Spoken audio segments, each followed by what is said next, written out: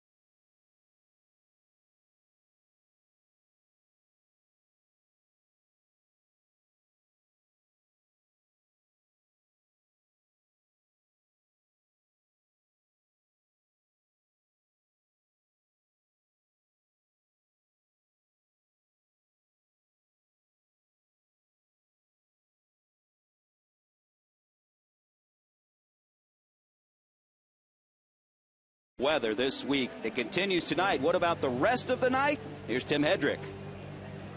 Oh, it looks like a great night for a ball game. First pitch 80 degrees, last pitch 71. Clear skies through the game. Did I hear that right? Aaron Harang pitching for the San Diego Padres at 11-3. No ill will. We welcome everybody home with our bats. Hello, Aaron. Enjoy the game on Fox Sports Ohio.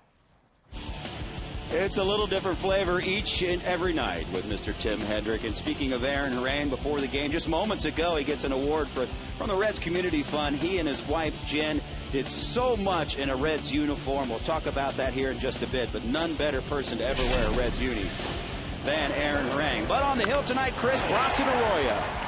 Well, he hoped to get things right. There's his last start. No decision against the Cubs. We went 6 innings of 4-run baseball. He has not won since June the 25th. That is 7 starts, and he's allowed 4 earned run in each of his last 7 starts. So hopefully Bronson Arroyo will be able to take advantage of a right-handed dominated lineup tonight by the San Diego Padres, get that breaking ball over, and be the old Bronson Arroyo that we are used to seeing. On the mound for the Padres is a big guy, Matt Latos, 63 starts in his major league career. A couple of games under 500. He's a hard thrower. It has really come down to being a 2-pitch pitcher. He throws a hard fastball and a hard slider. Left-handers have a little bit of an advantage because that slider's coming into him, but he's a guy that's been on a roll. He doesn't get much run support. That's why his win-loss record is so bad, but he can certainly pitch out there. It's righty versus righty. A weekend with the Padres. First pitch right around the corner on Fox Sports Ohio.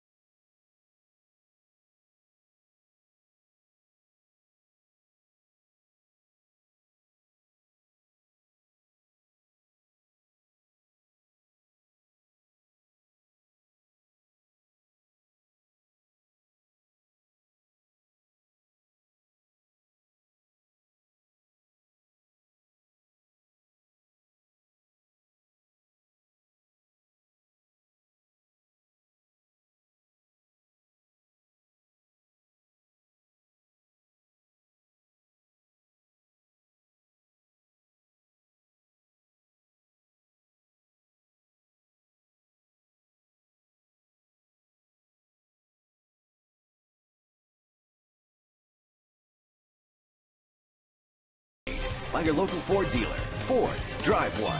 By the Regional Tourism Network.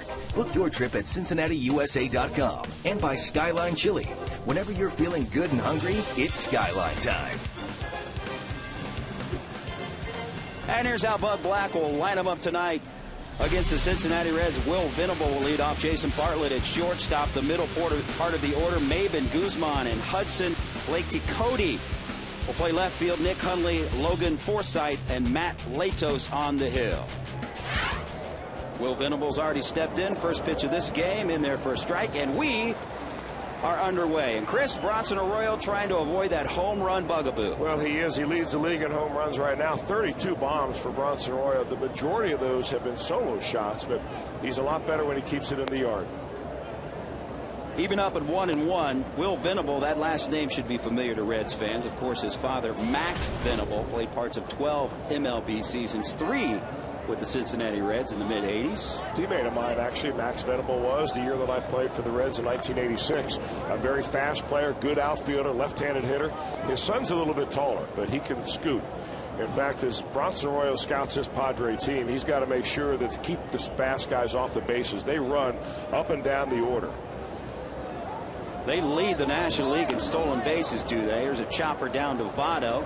Easy play to Arroyo, and 1 out in the first. Here's our 4 defensive lineup for the Reds. Round the outfield, Lewis in left, Stubbs in center, Jay Bruce in right.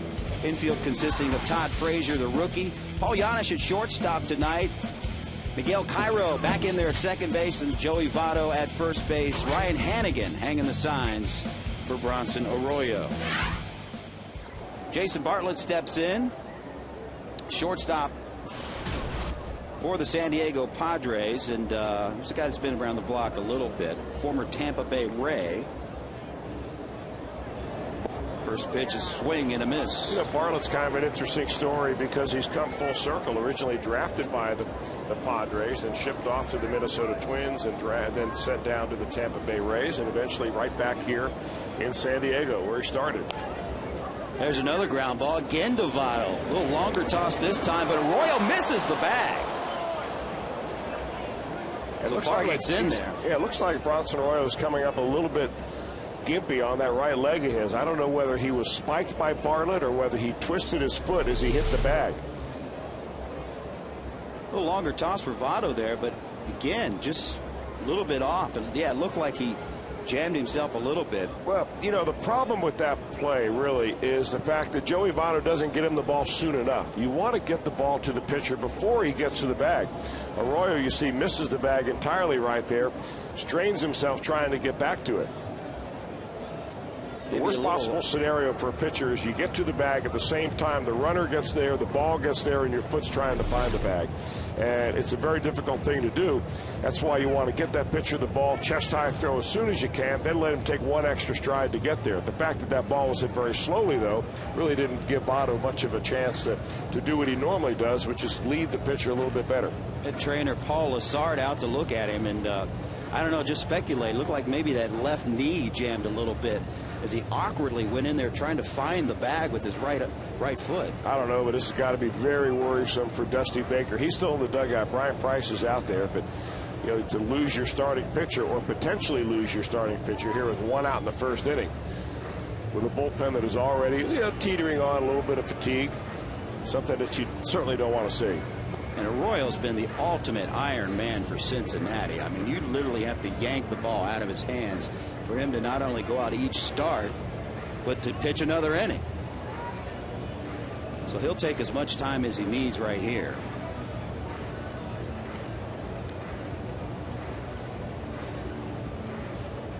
Full plate umpire Jerry Meals out there as well.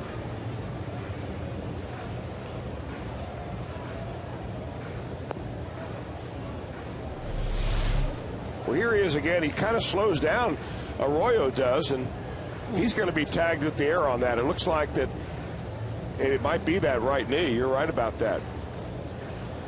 Yeah, it looked like that left leg kind of straightened out and hyperextended a bit. Looks like Arroyo's going to stay in. Brian Price going back to the dugout, as is Paul Lassard. Arroyo's still walking around behind the mound. The Reds do have to go to the pen. They do have Travis Wood down there. Well, they do, and Travis Wood was due to pitch down in Louisville a couple of days ago, so he's certainly well rested. Now, if I'm Cameron Maben, I'm push button down the first base line right here, finding out exactly how bad or good Arroyo's leg really is. There is Travis Wood right there, the lefty. He is not up and throwing, so apparently Arroyo, at least for now, is okay. Arroyo thrown over to first, and again, this San Diego Padre team, they will run and run at will. Not only lead the National League in stolen bases, but lead the league in stolen base percentage, getting in there 81.4% of the time. So Arroyo will certainly keep his eye on Jason Bartlett. San Diego with 140 stolen bases. This is old school baseball right there. They are way ahead in the lead in the National League. Keep in mind when you scout and evaluate the Padres that they play in the biggest ballpark in the National League, a ballpark where it is nearly impossible to be a home run hitting team. So you design your team with what you got. They don't have a lot of money to spend on sluggers, so they, speedsters are cheaper, and they've got a bunch of them on their ball club. 2-0 the count to Cameron Maybin, another throw over. Maybin, 24-year-old. Hit a home run yesterday. Also scored the winning run. He leads the team. Career high 29 thefts, so if he gets on, he's another guy who will steal. Of course, he was acquired in the offseason, trade with the Marlins. Since that injury, Arroyo's yet to throw a strike.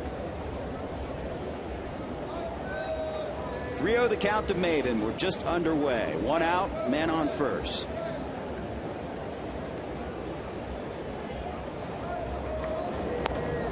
In there for a strike.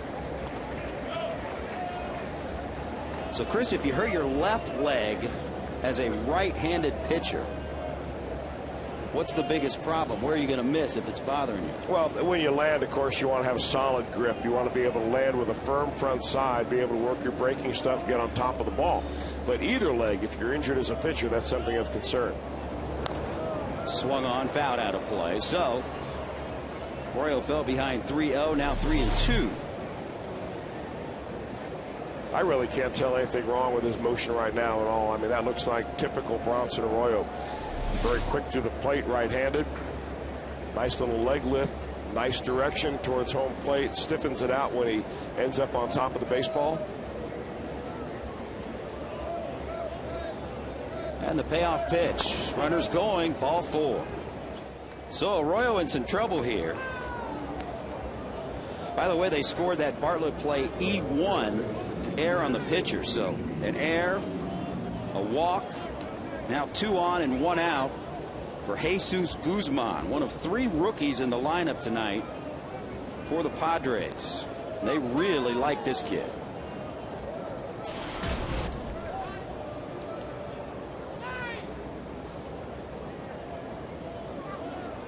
Guzman riding a career high 12-game hitting streak.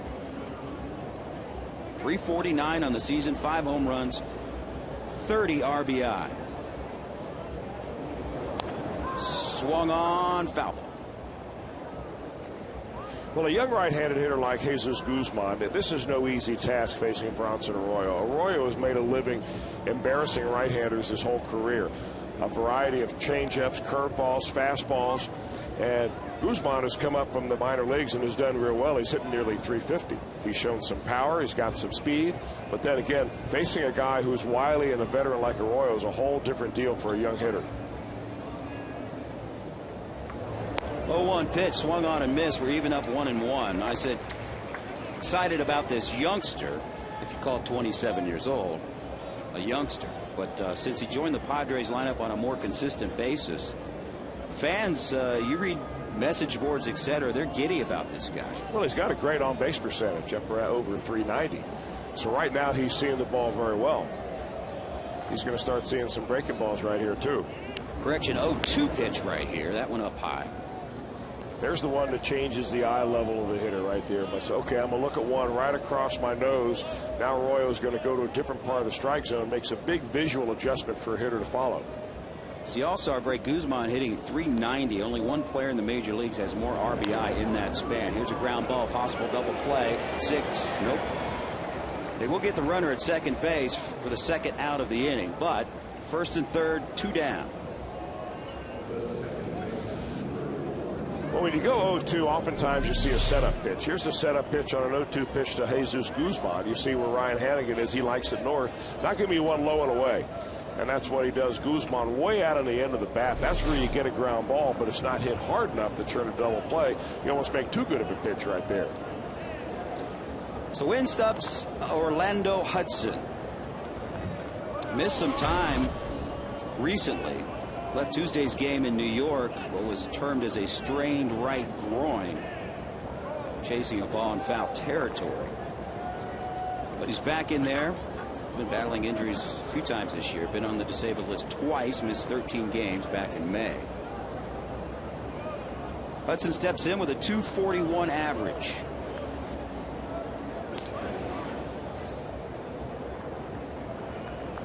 So Arroyo trying to work out of a first inning jam, and again, first inning has been the Reds' problem this year, at least one of them.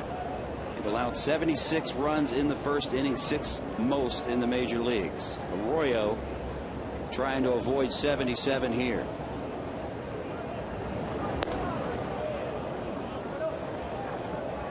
Hudson, a switch hitter. Of course, will bat from the left-hand side against Bronson Arroyo, and Arroyo has really struggled against lefties this season. Lefties are slugging at a .632 clip versus Arroyo. That is the highest in baseball.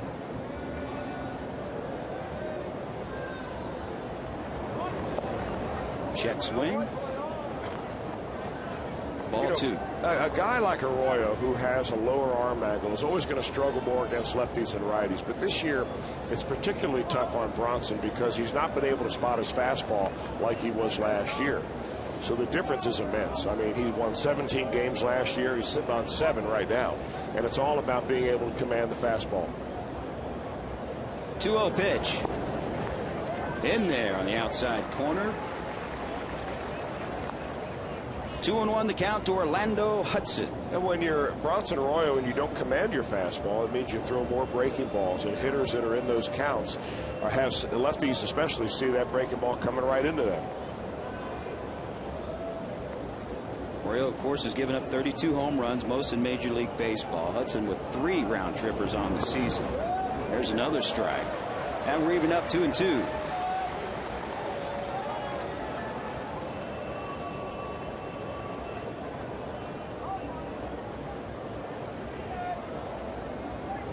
And again, going to give the signs in front of home plate.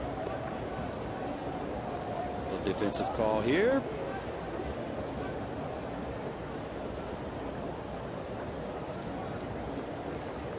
Guzman takes his lead from first. Bartlett on third. 2-2, 2 outs in the first.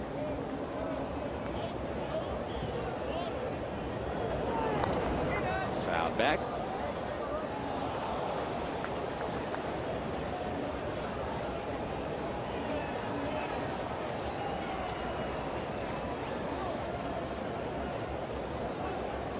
.293 average career versus Cincinnati in 26 games. And Hudson 8 for 36 in his career off of Arroyo.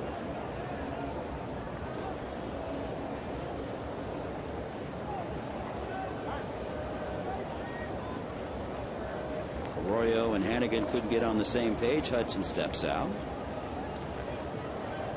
Like to get a decision right here on a 2-2 count. Try the 2-2 pitch again. Swung. Oh, just foul tip. Just got a piece of it to stay alive.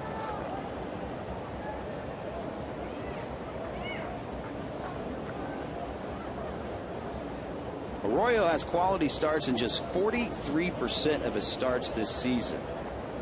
Unfortunately, that's easily the worst percentage of his career. And last year, 64% of the time, he went out there and gave you a quality start. Looking for a rebound, though, tonight. Throw over again. You know, sometimes that quality start stat can be a little misleading. You can pitch 3 innings and give up, there's 6 innings, give up 3 runs, it's a quality start. Then if you pitch a 7th inning and give up a 4th run, you no longer have a quality start, even though you did it for the first 6. And Arroyo's kind of in that kind of slump right now. He's normally a guy that will give the Reds 6 or 7 innings almost every time out there.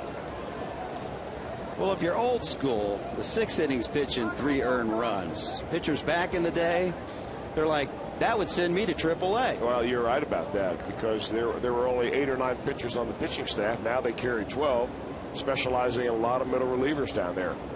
3-2 pitch. Swung on. Blooper. That's going to find some grass. And the Padres have a 1-0 lead.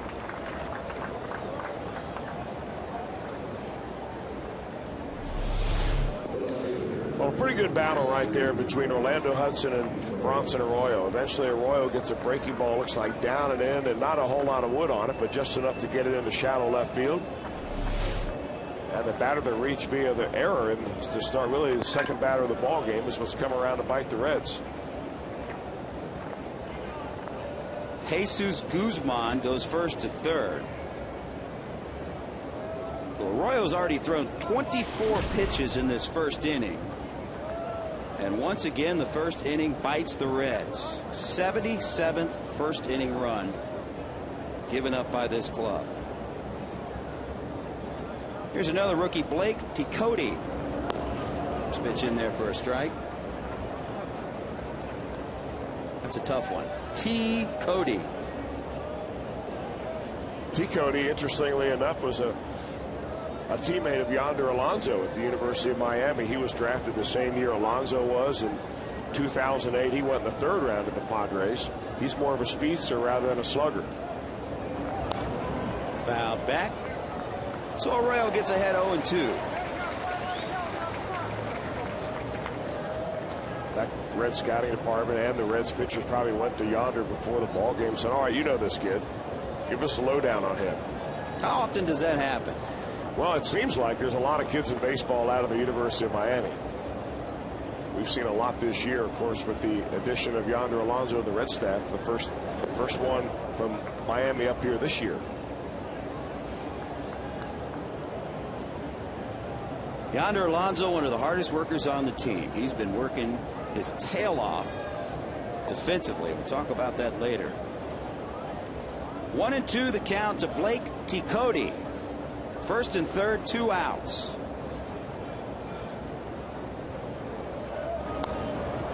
Fouled back again. Hudson was running on that pitch. A little hit and run action.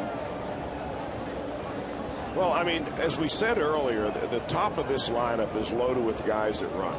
The first 3 hitters in the lineup each have more than 20 stolen bases. You get down to Orlando Hudson, he's got 15.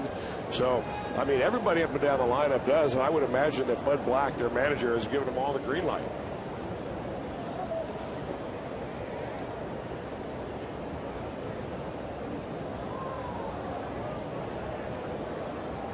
Burrow will throw over with the speedy Hudson on first base. You know, you may not pick him off. You're just trying to shorten the lead a little bit.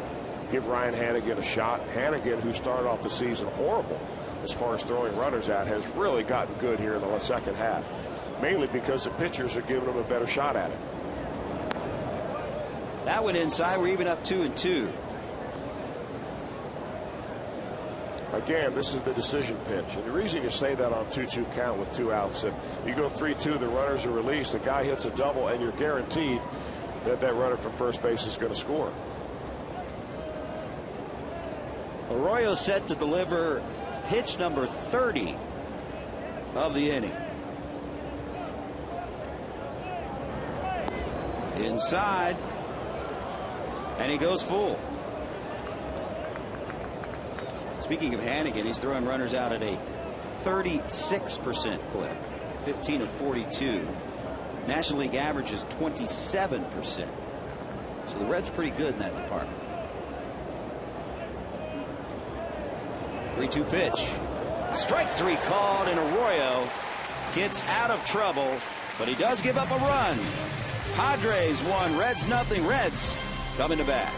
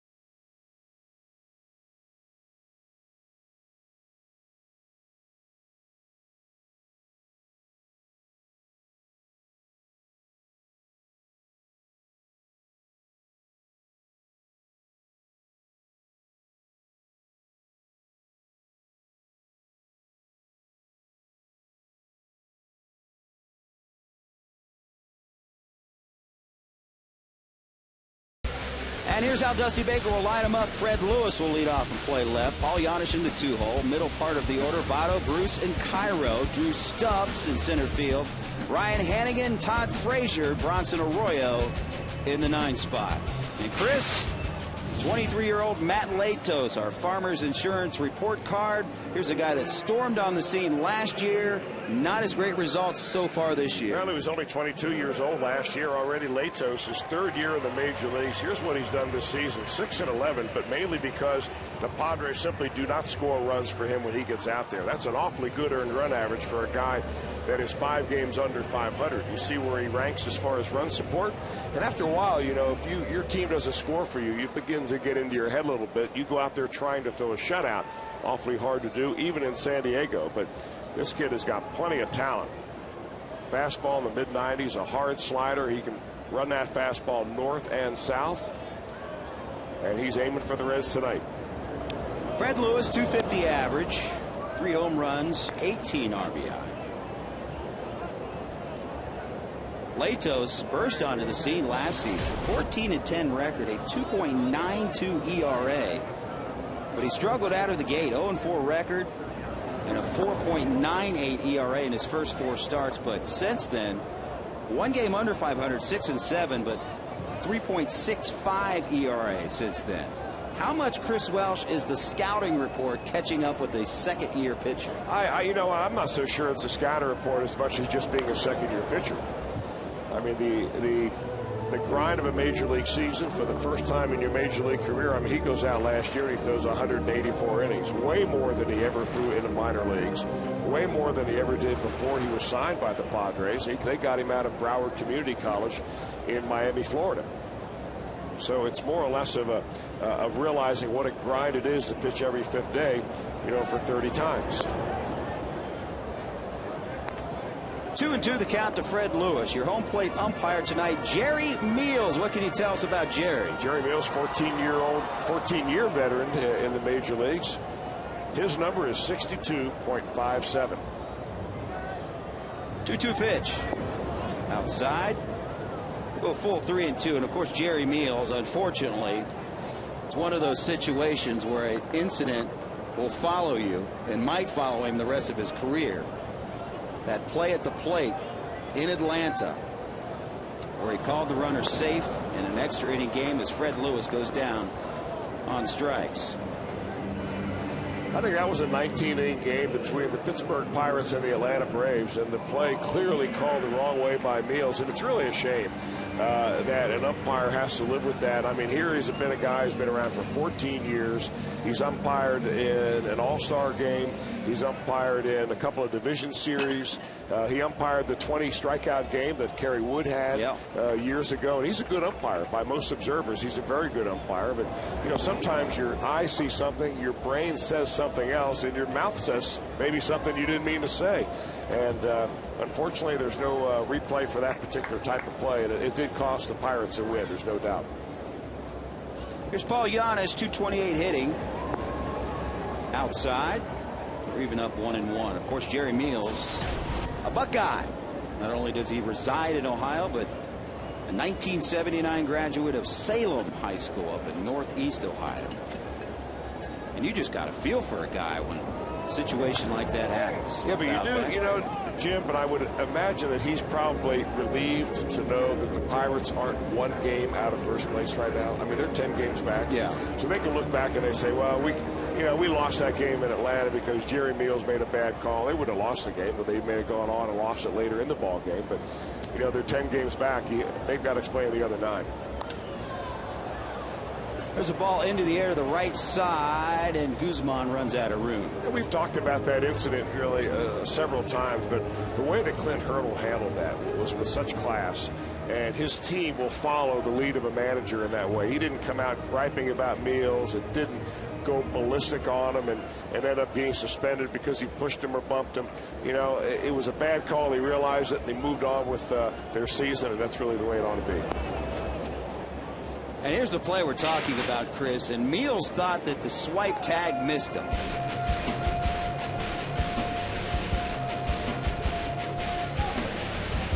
And again, Hindsight 2020. Well, when you're out it's there easy to for sit what? out here, but he's right there.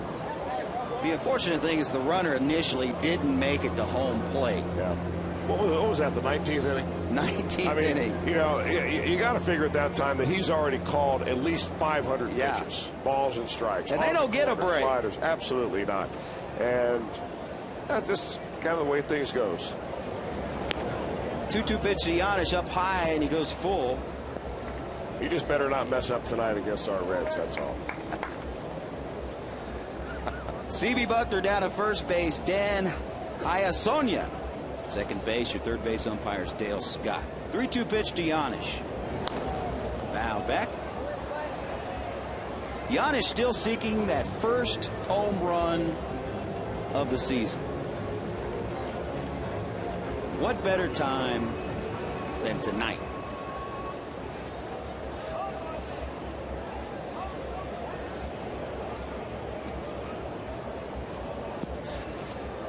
Payoff pitch. Swung on and missed.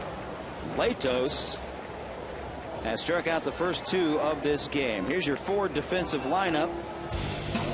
Around the outfield, rookie Blake Decote. Left, Cameron Maben, Will Venable. Forsythe, Bartlett, Hudson, and Guzman around the infield. Nick Hundley, just off the disabled list, will drop the signs for Matt Latos. So the first two have struck out in the first for the Reds, and in steps Joey Votto. 317 on the season, 18 home runs, 71 RBI. Reigning National League MVP. Not many Reds have faced Latos. Of course, in his second year. Votto 1 for 6 off of it.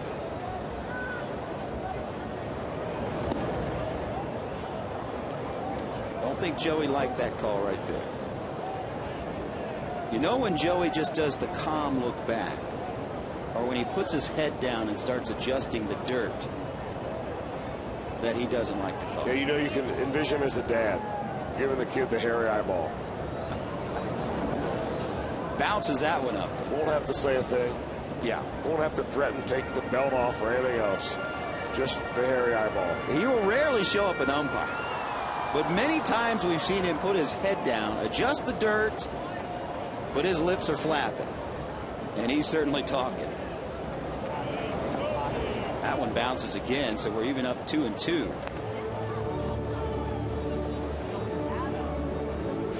Votto in his career against the Padres, though, a .427 hitter. On base percentage, I should say. .288 overall against the Padres in his career. But a .427 on base percentage, of course, he gets a boatload of walks. That one inside. And Latos has gone full on Votto.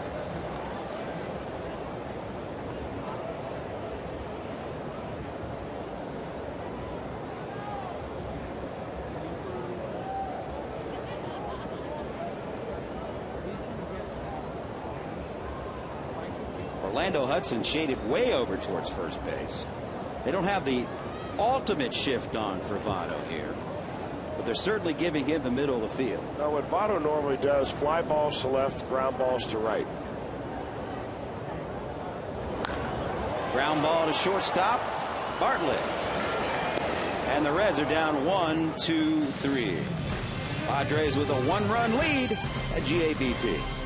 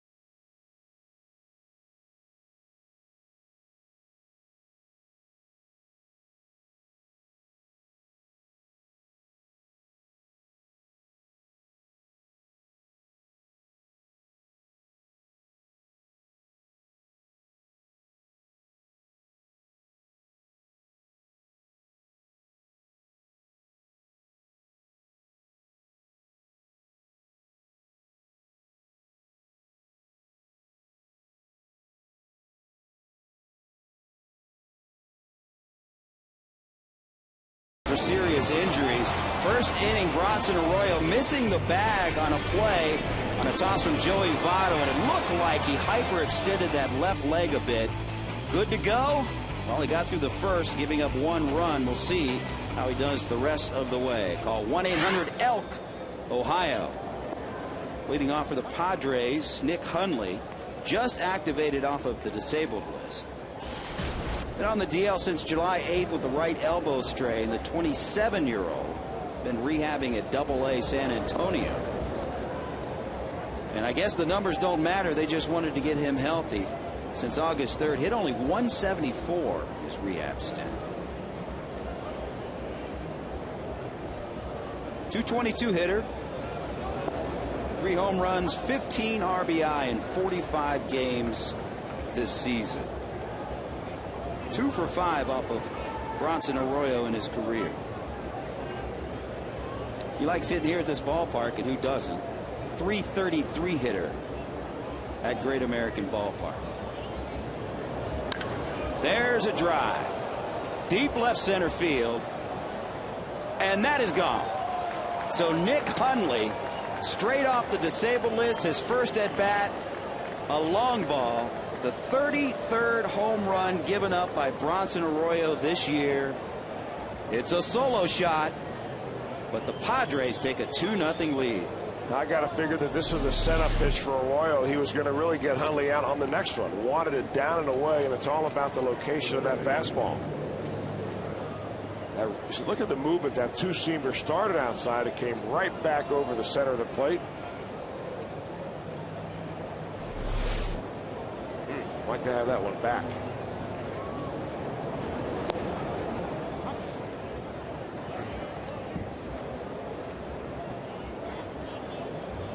Here's Logan Forsythe, another rookie in the lineup. His problem so far has been striking out. 25 strikeouts and 89 at-bats. For the rookie third baseman, hitting just 191 in 44 games. He's yet to homer, 7 RBI.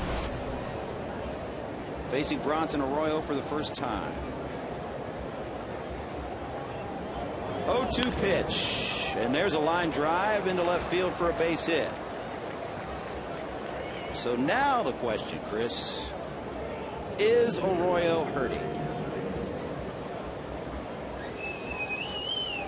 You know, Bronson's the only one who can really answer that. He usually works at a fast pace. Now, it's early, I know, but it just seems like he's not working at the same pace that he normally does. Well, when you're in trouble, you want to slow it down a little bit. You don't want the inning or the game to get away from you too quickly. I don't see anything in his delivery that tells me that he's hurting. He's just missing his spots, just like he has been for really a lot of this year.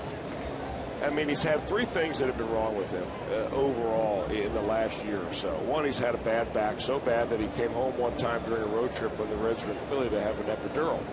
Number 2, he was diagnosed with mononucleosis in spring training. He still has traces of that weakening him and not being able to do the kind of between start work that he normally gets to do. And 3rd, he's had that recurring carpal tunnel. You know, last year mostly, hasn't bothered him much this year, but you really never know because that wrist and hand action of a pitcher is so important. But he's clearly not, in my estimation, hitting his spots, and that's the whole difference between Arroyo this year and last year. Well, pitcher Matt Latos has tried a couple times to lay down a sacrifice bunt. 0-2 the count. We'll see if they let him bunt again or will swing away. He'll square. Little butcher boy action. Arroyo gets him swinging. Second strikeout of the game for Arroyo. What turns out to be, we hope, a big out. So back to the top of the order, Will Venable. Grounded out in the first. Pitch count, so far a problem. 41 pitches. And an inning and a third so far for Bronson. After a 31-pitch first inning. Broken bat. In fact, I'm not sure it broke, but it flew into the camera well. by the Reds dugout. Well, you know, the pitch count for Arroyo, the 42 pitches or whatever he's at right now, only really a matter is if you're considering him going deep into a ball game like maybe the 7th, 8th, or 9th inning. Look out, Amy Bailey. One of our fine camera operators. On the ball. She was ready to get out of the way. There she is. That's our Expo camera, is it not? It is.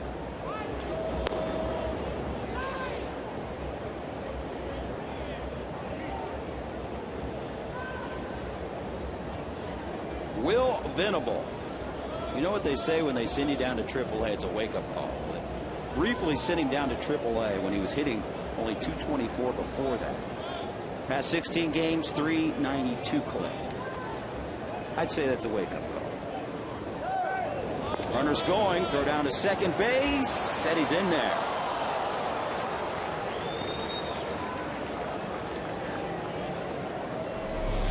That kind of a surprise attack right there. I don't think that when you get down to the bottom of the order that they really thought Logan Forsythe would be a threat to run. Just his second stolen base. Our Expo camera, brought to you by Performance Honda, gives us a good look at that.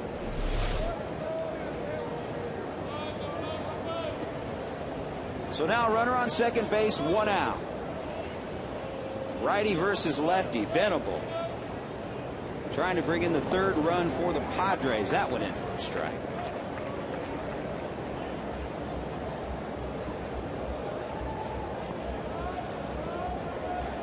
Bronson Arroyo has not been the Bronson Arroyo we've been accustomed to. Seeking his first win since June 25th. He's had a blown save in there. As you said, Chris, it's kind of been an uphill battle from the get-go when he started with mononucleosis. And there's ball 4 to Venable. So 2 on and 1 out for the Padres. Did that one get him? Yeah, that got him. Just on the elbow. My bad there, Chris. That was a 2-2 count.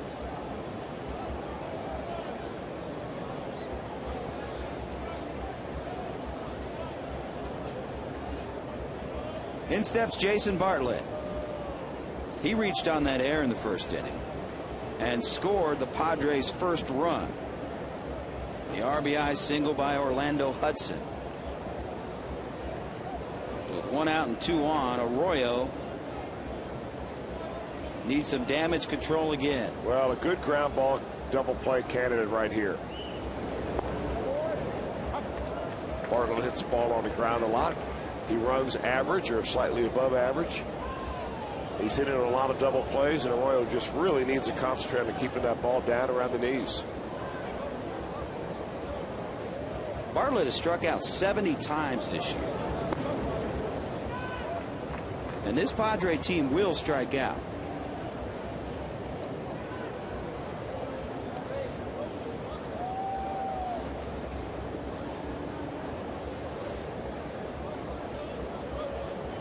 One and one the count to Jason Bartlett. We are in the second inning. Great American Ballpark. Ground ball to short. See if they can turn it. Double play. And Arroyo indeed comes up with damage control. The Padres get a run, 2-0.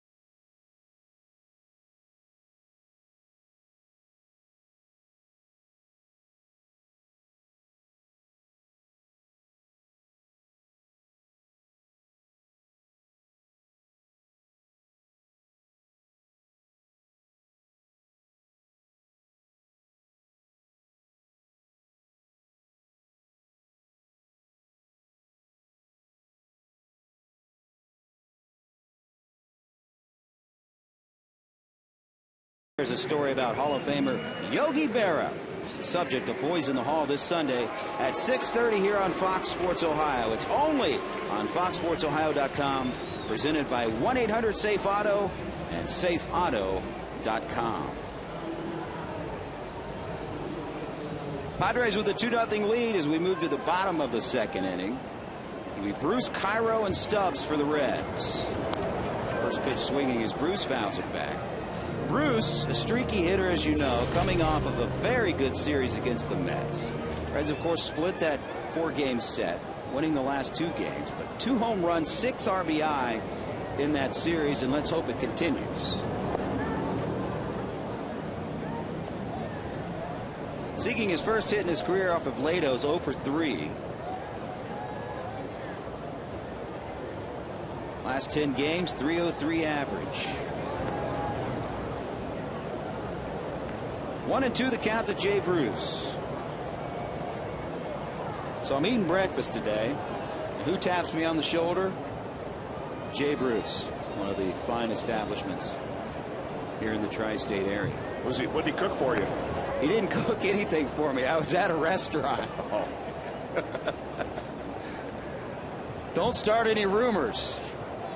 Killing me with that. So he taps me on the shoulder and he says, hey, here's my fiance. I wanted to introduce you to my fiance. So I stand up and shake her hand. He says, this is Jim Day. He's our host or color guy, or what do I call you? And I said, well, TV geek will be fine. And then I said, well, I'm doing play-by-play this weekend. And they said, oh, great, good luck, whatever. And I said, well, help a guy out. Yeah. How about maybe a couple home run calls, doubles down the line? And he said, you know what, for you, I'm going to give it my best. There's a fly ball to center field. Not quite enough this time. It wasn't quite like Babe Ruth talking to the kid in the hospital bed or Lou Gehrig, but it was somewhat of a guarantee that this weekend he's going to help me out. I like it. He's been hitting the ball a lot better ever since the Reds were in Chicago at Wrigley Field. The last couple of games there, he started seeing the ball better, swinging the bat a lot better, centering it. Hit a home run here in this series already. Or not in this series, but in the past series on this homestand. Need to get him hot again. There is no doubt about that. Here's Miguel Cairo, who's been out of action with an oblique injury. And he's playing second base tonight. Because Dusty Baker before the game said that he's still having trouble making the throw from third base, but he can make it from second base. Now, one of the questions will be if he has a relay throw from the outfield, what's that situation going to be? And those oblique injuries, Chris, those are some of the toughest to come back from. It seems to be the injury of the year this year in baseball. So many players have been sidelined with it. It's when you tear or pull one of the muscles in your rib cage, front or back. Chris Heisey right now sidelined on the DL with an oblique. Kairos was not bad enough to be on the DL.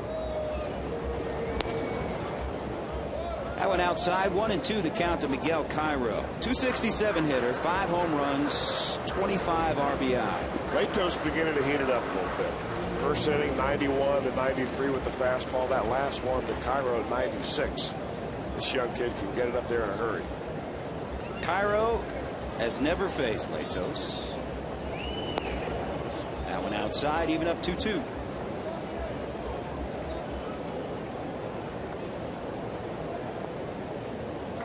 Of course, Miguel Cairo, the super sub, played with so many teams in his major league career, and has been one of those guys where on good teams they want him on the bench. It's a fly ball to left field. Ticote hauls it in for the second out of the inning. Hey, Reds fans, if you're in the restaurant industry, let JTM Food Group help you with great tasting products for your menu, inspired solutions, and better results. JTM. What's that wagon coming up here? I'm going to ride that horse Tom Brenneman always rides. August 30th, says Jesse Jackson. There you go. Why am I going to you about food? If it involves food, you got to go to Jesse Jackson. Man with the plan right here. Drew Stubbs steps in. 251 average, 15 home runs, 39 RBI.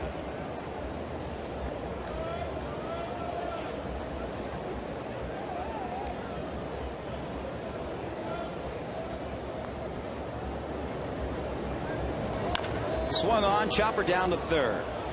Forsythe over to first base, just getting the speedy Stubbs. 6 up, 6 down for Matt Latos. Odds with the 2-0 lead.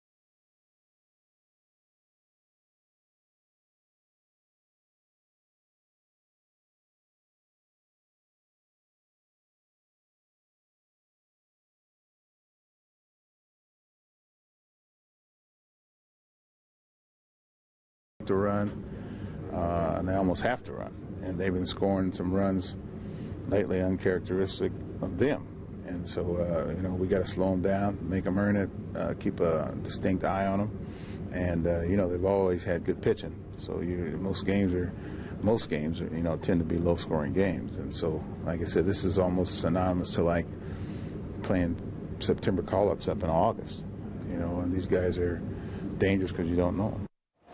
Dusty Baker with our Geico quote of the night. San Diego's already running a stolen base in this one. 141 on the season. They lead the league as Cameron Maben steps in against Bronson Arroyo. The Padres with a 2-0 lead here in the third. Padres playing better baseball. They've won 6 of 8. Coming off of a 4-game set in New York. They won the last 2. And they are a contrasting team. 15th in the National League in runs scored at home, Chris, but 3rd in the National League in runs scored on the road. Baseball's a strange game sometimes. Chopper down to short. Giannis to his left. Easy play, 1 out. And we're at Great American Ballpark. First of 3, Padres and the Reds here on the home of the Reds, Fox Sports Ohio. Jim Day sitting in the seat tonight alongside the crafty left-hander, Chris Welsh. Glad he could join us for Reds baseball. Jeff Piccoro work at the sidelines tonight, who did a splendid job on So You Think You're a Reds Fan. I think I'm having withdrawal symptoms because I didn't do the game show tonight. It was a great show tonight, but there was something missing. The dorky grin guy. The guy with the big smile. Yeah. Miss giving out those big prizes.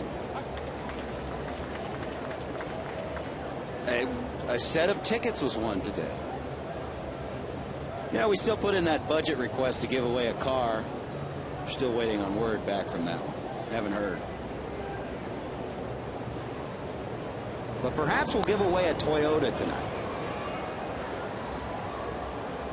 Well, we had a Reds player in batting practice that nearly hit the Toyota banner out there. I want to tell you what. It was a shot. Dontrell Willis in batting practice today. He would have almost won a Toyota during the game. He hit the right part of the smokestacks. There's a shot down to third base. Nice pick by Frazier, and a nice out on Jesus Guzman. Pretty play. Well, the Reds defense has been their real calling card all year long. And, of course, with Scott Rowland down there, this kind of play is almost expected. But with Todd Frazier, makes a nice play right there of a real hard-hit ball. An 0-2 count, another mistake pitched by Arroyo, but his defense is there to pick him up. Orlando Hudson steps in, 2 outs here in the third inning.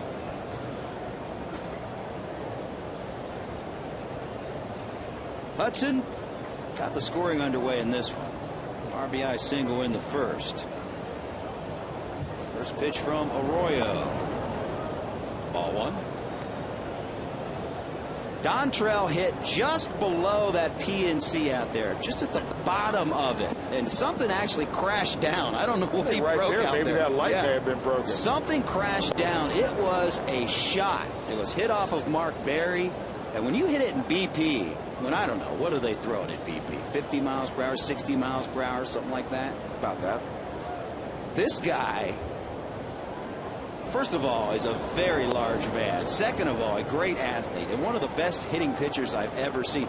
He came walking off the field. I said, "Do you have Wonder Boy on that bat?" I mean, he hit it into the lights, crashing down like the movie The Natural. Of course, he discounted it, like he always does. No big deal. Had a chance to tape a few tech talks with Dontrell today. And boy, what an interesting guy.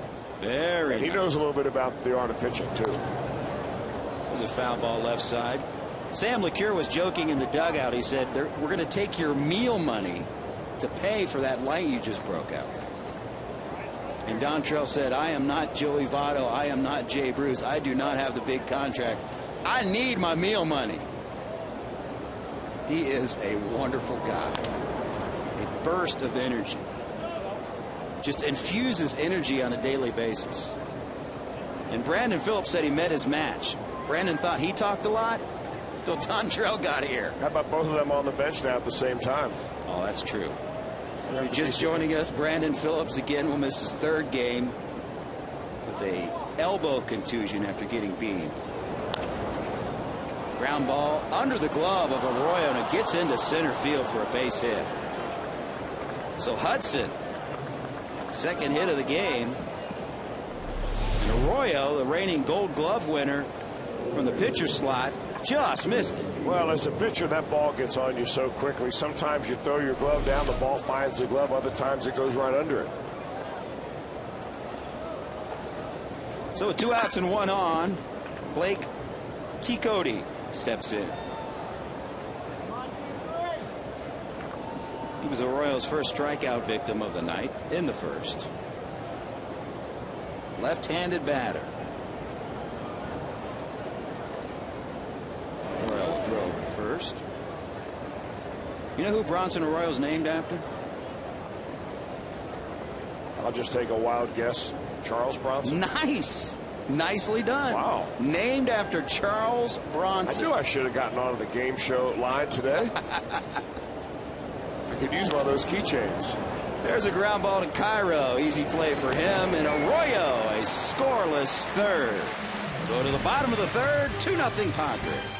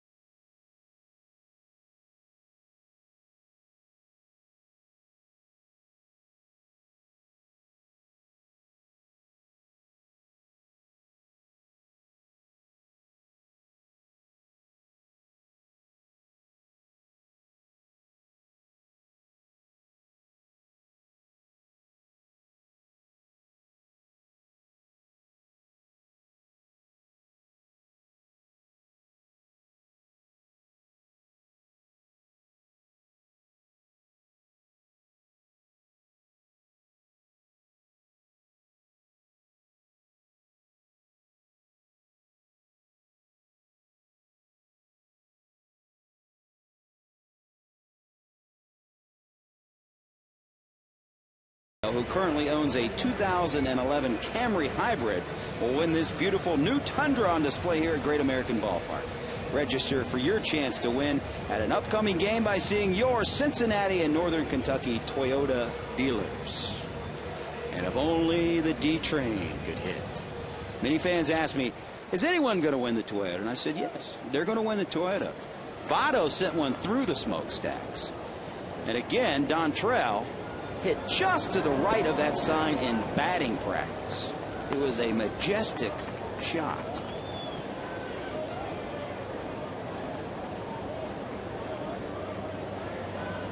Here's Ryan Hannigan to lead off the third. Reds seeking their first hit off of Matt Latos.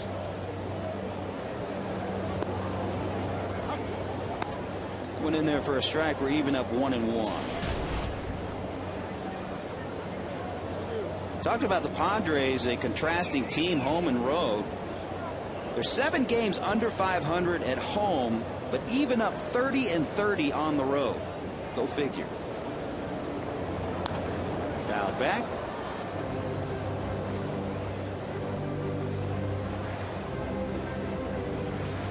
And can you attribute that to anything, Chris Welsh? Because they play in such a big ballpark, which, if you're the home team, should play to your favor.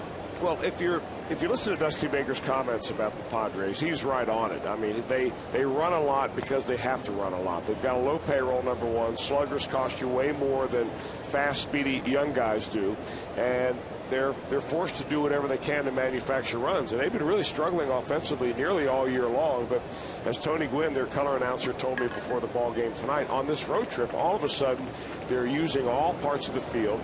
They're not nearly as anxious as they normally are swinging at the first pitch, and they just become a different ball club on this trip. And the Reds are catching them at a time when they're very, very hot. Get ready for Reds action 30 minutes before every game with the Emmy award-winning Reds Live on Fox Sports Ohio. Ready for the game with exclusive interviews, features in the ever-popular Tech Talk series with Chris Welsh. That's Reds Live, presented by Ray St. Clair Roofing. Brian Giesenslaw filling in for me today. As usual, doing an outstanding job. He'll be here all weekend as well. There's Todd Frazier. First pitch swing and a miss. Frazier, small sample size, 213 hitter, 3 home runs and 8 RBI, but he is slugging at a 468 clip. And Chris, he is getting the opportunity of a lifetime with Scott Rowland arthroscopic surgery. Juan Francisco still down at AAA. He had been on the disabled list. Miguel Cairo with that oblique injury, having trouble making that throw from third. He's been your third baseman, getting a shot. Well, he is getting a shot, but it's not like it's an opportunity that just handed to him. I mean, he's earned it. He had a very good minor leagues career so far. He's played everywhere the Reds have wanted him to play. He's a guy that shows up early to the ballpark. He's just a ball player. He's kind of a throwback old ball player that puts a grin on and goes out and plays the game. The kind of kid you really root for. Oh, no question. Met his parents on a road trip. Great people. He promised his mom he would get his college degree. His 2 older brothers each have a college degree. Of course, he went to Rutgers University. Guess what he wants to be? A broadcaster. I tried to talk him out of it, but his parents were hitting me up for tips. What should he do? What can we do in the off season? How can we get him to be a broadcaster? Well, you know, while he's his age and playing Major League Baseball, what he ought to do in the offseason is take a lot of batting practice. Well, he actually told me. That broadcasting career can wait. That's what I told him. Good eye by Frazier. And the first walk of the game by Matt Latos. Sports fans, this Sunday following Reds Live postgame, stay tuned to Fox Sports Ohio and catch all the action from the Pro Football Hall of Fame Enshrinement Festival. Timken Grand Parade from Canton, Ohio is the festivity. You can see it right here on Fox Sports Ohio. Did you happen to hear any of Deion Sanders' inducting speech? What a motivating speaker. Yeah, he is. He didn't disappoint at all. He did the same thing. He was one of those kind of unsung leaders of this ball club when he was a member of the Cincinnati Reds. Interesting guy. I remember the night he came back at Synergy Fields. Arroyo squares around a bunt, diving try. by Guzman, just out of his reach. First night he came back in a Reds uniform. I think he hit a home run, stole a couple bases, stole third base that night. They didn't even make a throw. He was that fast. The fastest guys I've ever seen on the I always thought that he could be one of the better baseball players of our generation if he had dedicated himself to it, but there wasn't enough sizzle in the game of baseball for Dion. And in talking to Dion, he would tell me that there's nothing like an NFL locker room before the game on Sunday, and getting out on the field and the thrill that you feel, and the you know, the heartbeat, and just the way you felt that one day a week. When in baseball, you've got to grind it out every day. Royal squares around, gets it down, and the sacrifice will move Frazier onto second base. 2 outs in the inning with the leadoff hitter Fred Lewis. So Arroyo does his job, and the Reds, still without a hit, do have a man in scoring position for the first time tonight. Prime time. To wear that do-rag. The only guy I've ever seen on the baseball field go from first to third on a ground ball back to the pitcher. He was unbelievable. I used to love when he would return punts and he would score, and that end zone dance that he would do. And actually he would dance from about the 30-yard line on, because he was so fast they weren't going to catch him. There's a fly ball into right field off the bat of Fred Lewis. And it's glove for the third out. Deion Sanders, former Red, going and getting it.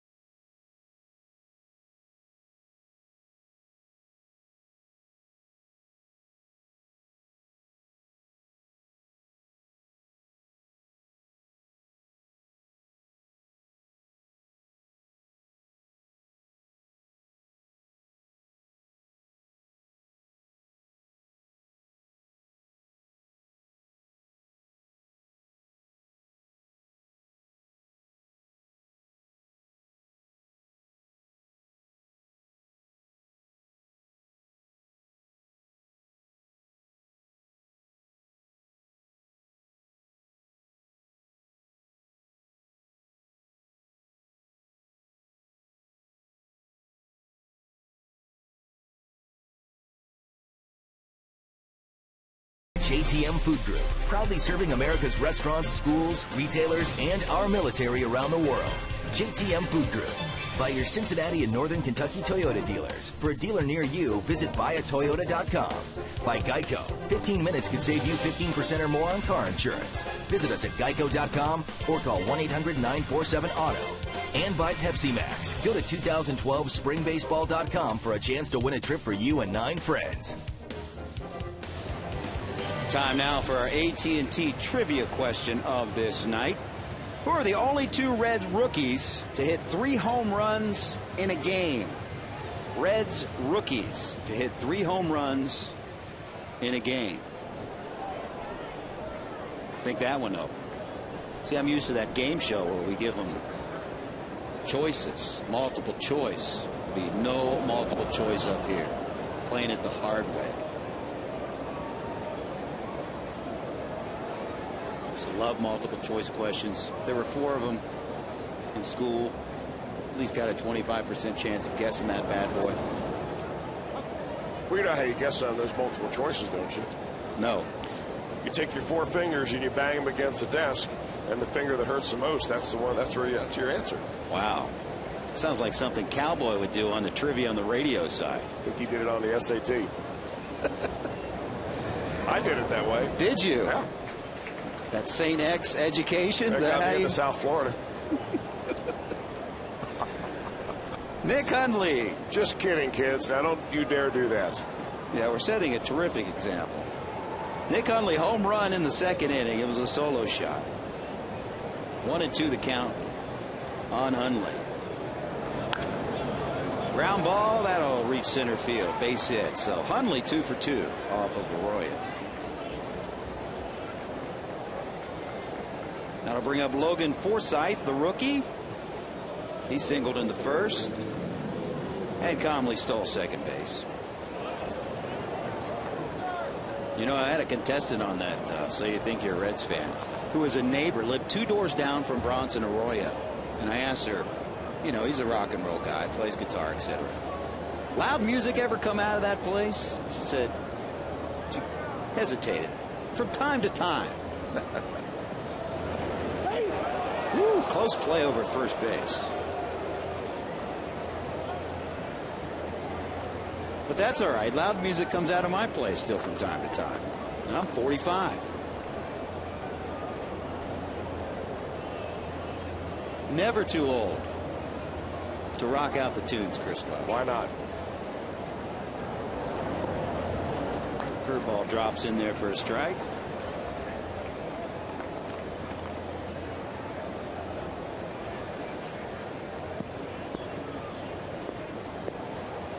Bronson Arroyo's favorite band? You have any idea? Come on, you're hip. Eddie Vedder's band? You got it. Pearl Jam. Yep. Another lucky guess. You are 2 for 2. You are dominating, as John Casey would say. You're dominating, brother. As Case would say. That's pretty good. Oh, great guy. Love Case. Go over to first. Oh, gets away from Votto.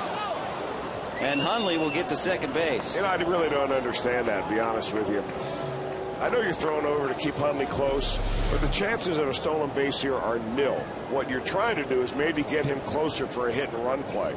But to throw a ball away with the only guy in that Padre order that has really no chance of stealing a base on you is a wasted throw and just a bad idea. Well, that's the second error of the game for Bronson Arroyo. There's a guy that won the Gold Glove last year. So nobody out, and another runner in scoring position for Logan Forsythe. Fly ball right field. See if Hundley will test the arm of Jay Bruce. Fakes it, but he does not.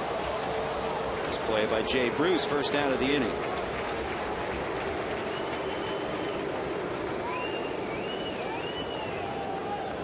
So Matt Latos, Arroyo's counterpart, will step in. Probably bunting here, Chris. Absolutely. Tried to bunt last time. Nobody out, runner on. Ended up striking out. 4 sacks on the year.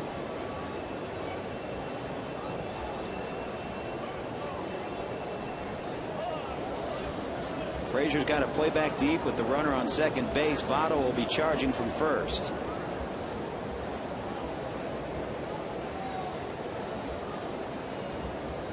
Well, what that means with Frazier playing where he is, and I'm not so sure why he's so deep right there. Maybe they don't think he's going to bunt. Well, Arroyo covers so much ground getting off that mound. Well, he can't cover the whole left side of the infield, and he's got no intention of bunting there at all.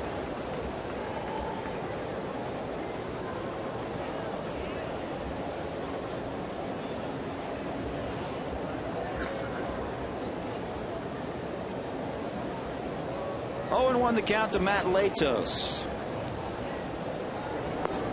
Outside. I mean, maybe Latos is better than that 081 batting average shows. He's 3 for 37. One of those was a home run. The other was a double. He's a big dude. 6'6". Crowding the plate. That's a hack.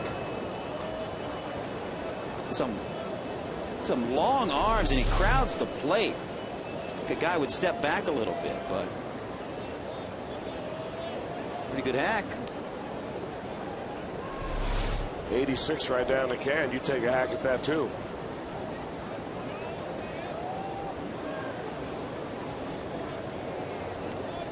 Nick Hundley takes his lead from second base. Inside. 2-2 the count. Leadoff hitter Will Venable standing in the on-deck circle.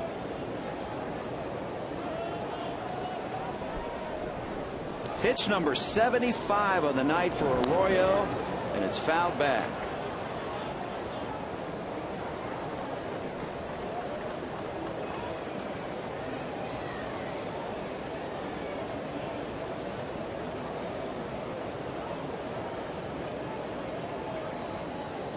Arroyo trying for damage control again.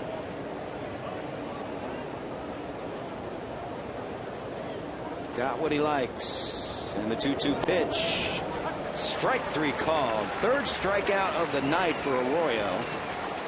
Second out of the inning. So it's up to Will Venable. If the Padres are going to do more damage here in the fourth inning.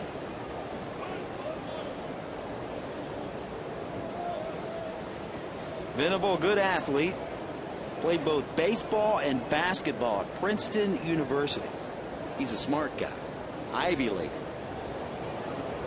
Came just the second player in Ivy League history to earn first team All-League honors in both sports, joining his former teammate Chris Young.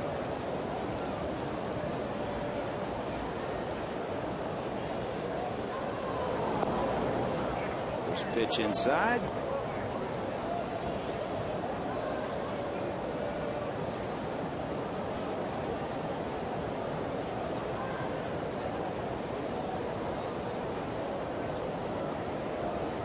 Venable grounded out in the first. He walked in the second. Third at bat of the night. Swung on and fouled back.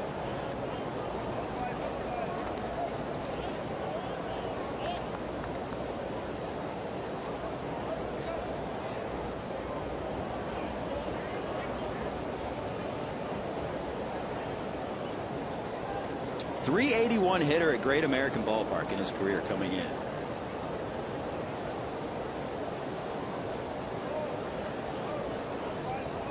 1-1 pitch. Just missed inside. Hannigan held it. Tried to get the call from Jerry Meals. To no avail. 2-1.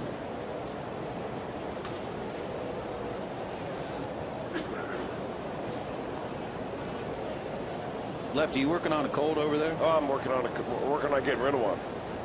Playing hurt tonight. Taking one for the team. You know, we showed a panel the other day when the Reds were in that last series about how so many of these Reds players came through the Reds farm system, drafted and made it to the major leagues. Venable is one of 8 players in this lineup tonight that have come through the Padres system. 7 of those were drafted. Venable, former draft pick, as you said, out of Princeton. Only Orlando Hudson. Sorry, Chris. Right side. Cairo makes the play. And the Padres leave one stranded. But they have a 2-0 lead on Fox Sports Ohio.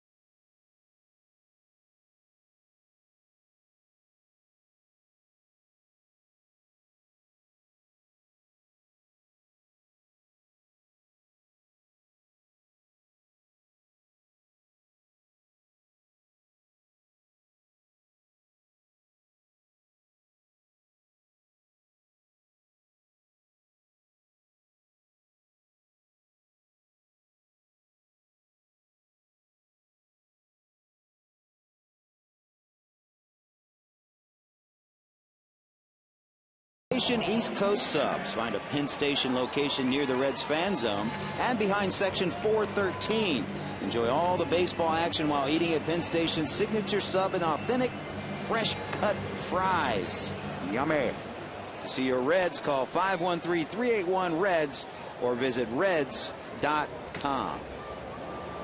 I understand they're going to be taking care of us tomorrow night here in the booth. Paul Giannis will lead off here in the fourth for the Reds. Matt Latos has yet to give up a hit. Giannis struck out in the first.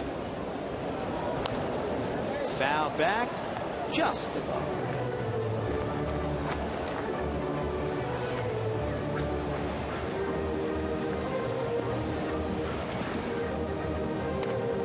Just joining us, Padres got one in the first, an RBI single of the bat of Orlando Hudson, a solo home run by Nick Hundley in the second.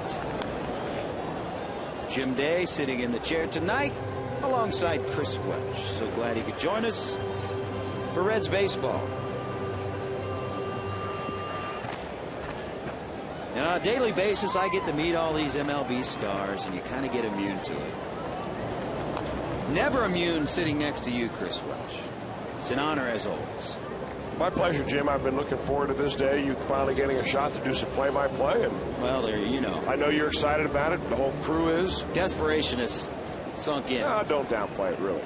Kidding, of course. But doing a good job, but you'll be ready to course on whether the Reds win or not. So. Giannis shot to deep left field. Is it his first home run of the season? Off the wall. And Giannis in there with a double. Came close. First hit of the night off of Latos. Well, he got a whole bunch of this one, did Paul Giannis, looking for the first one of the year, and he goes down and golfs a slow curveball for Matt Latos and nearly knocks it out of here, right over the glove of Ticote, the left fielder. And Paul Giannis with a leadoff double to get the Reds going here in the fourth inning. Paul Giannis is safe at second. Safe and secure. New York life. Nice. Again, Chris, you dominated the end of that. Joey Votto will step in, runner in scoring position for the Red Legs. Votto grounded out to short in the first.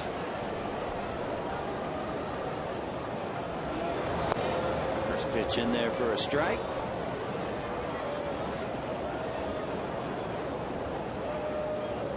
Enter tonight's game, leading the league again on base percentage, .427 clip. Leads the team in batting average. He's Mr. Clutch. Let's see if he can come through right here. Well, you know, normally you get a batter in this situation, runner at second base, nobody out. You're saying, all right, we'll be happy if he just hits the ball the right side and gets the runner over to third. But with Votto up there, it's a different story. So much of this offense revolves around him that you're almost saying, well, that's a minimum he should do. What we expect, though, is Joey to come through with a base hit. Low, ball 2. 2-1 the count to Votto.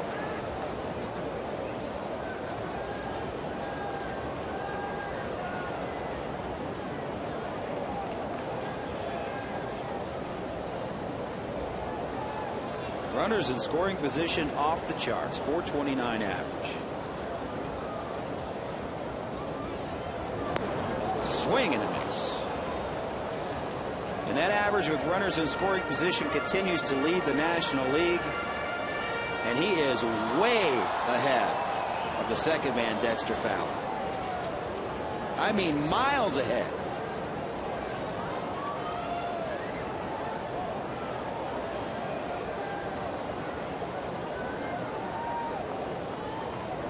Two-2 pitch. Swing and a miss. And a big strikeout for Matt Latos, his third of the game. Well, Matt Latos not only throws hard, but he is deceptive. He's a big guy. That ball comes out of his hands so easily. Last two fastballs at 94 and then 96. Right by Joey Votto up in the zone. Not a lot of pitchers can do that to Votto, but Latos challenged him twice and won. In steps Jay Bruce. 0 for 1 in the game. Flew out to center field in the second.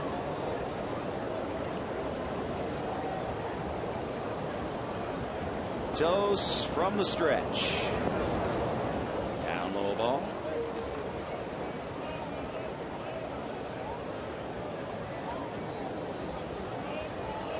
Bruce 296 average, 7 home runs, 50 RBI with runners in scoring position this season. I'd be a little surprised, really, if Latos decided not to pitch Bruce the same way he pitched Votto, with fastballs up. And again, Chris, you have talked about it so many times. That left elbow of Jay Bruce cocked high in the air. Ground ball, fair down the right field line. Here comes Giannis around third. He'll score, and Jay Bruce in there with an RBI double.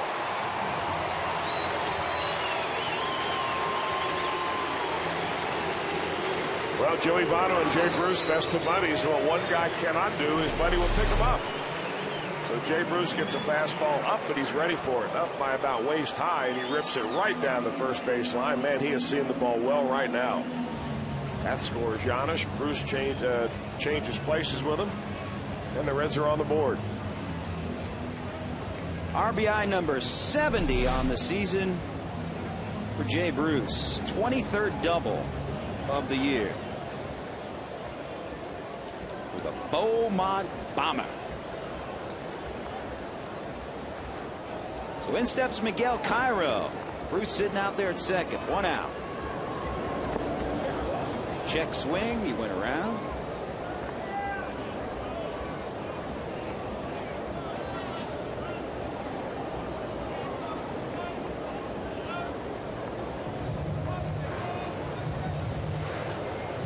Miguel Cairo. 1 hit away from a milestone. See if he can get it here.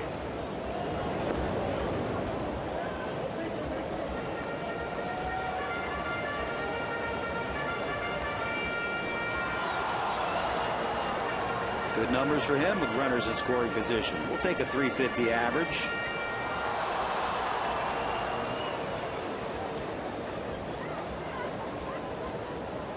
Outfield shading him to right field.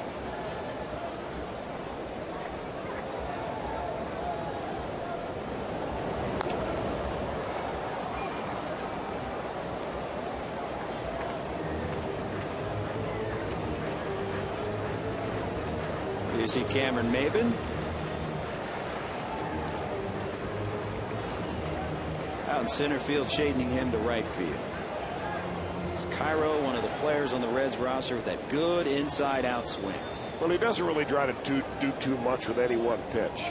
And when a guy is throwing as hard as Matt Latos, certainly not up there to try to pull the ball.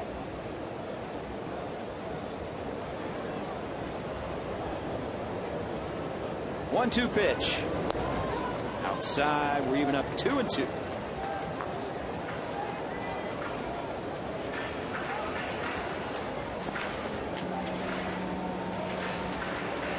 Reds hitless through the first 3 innings. Now 2 hits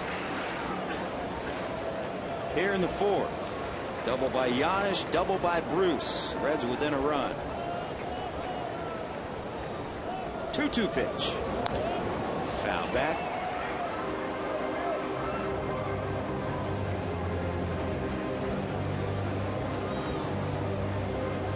Miguel Cairo, another one of those guys that's terrific in the clubhouse.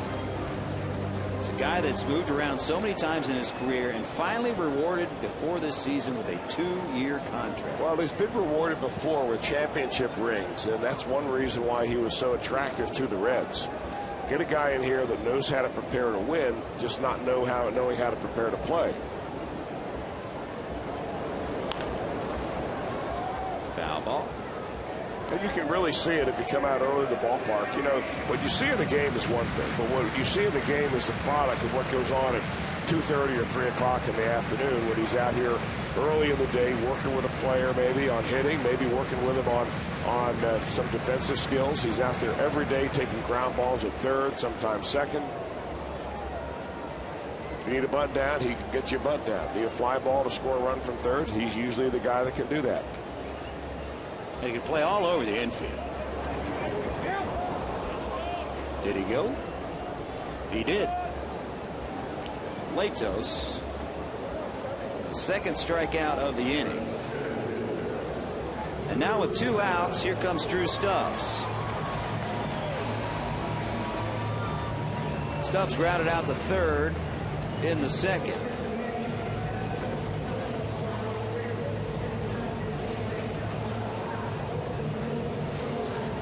What do you think, Chris, of Stubbs hitting down in the order? Last year hit so well, hitting 6th or 7th in the order. Admittedly, doesn't always like to lead off.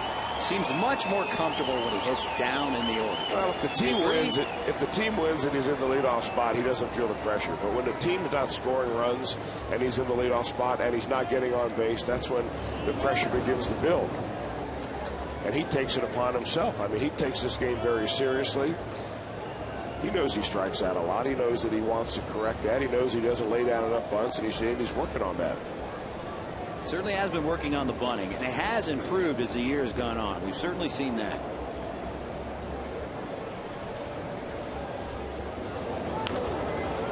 Foul. Look at it. Well, I can tell you one thing, that the Reds ever decided to deal Drew Stubbs, there'd be teams lined up around the corner looking for a chance to get a talent like that. Brooke Jacoby there. Works with him on a daily basis. You know, when a team's not hitting and they're not hitting with runners in scoring position, you listen to the radio, message boards, etc. They always want to get rid of the hitting coach.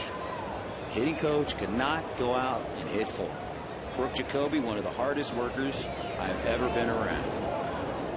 Stopped there by Hundley. That's kind of the nature of the beast. It's the same way when the team doesn't win, they fire the manager. Yeah. You know, it's a lot easier firing one guy than it is to fire the whole team. Tireless worker, Brooke Jacoby. He really is. Always talking shop down there. Talking shop right now with Fred Lewis.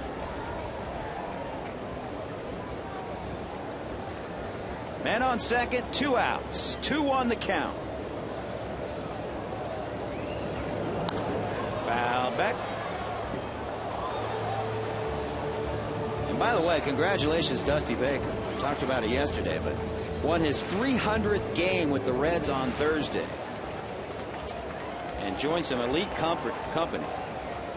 Only the 6th manager in Major League history to win at least 300 wins with 3 different teams. Longevity.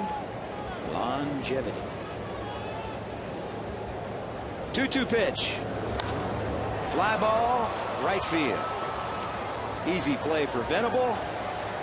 Reds leave one, but they get one. 1-run game at GABB.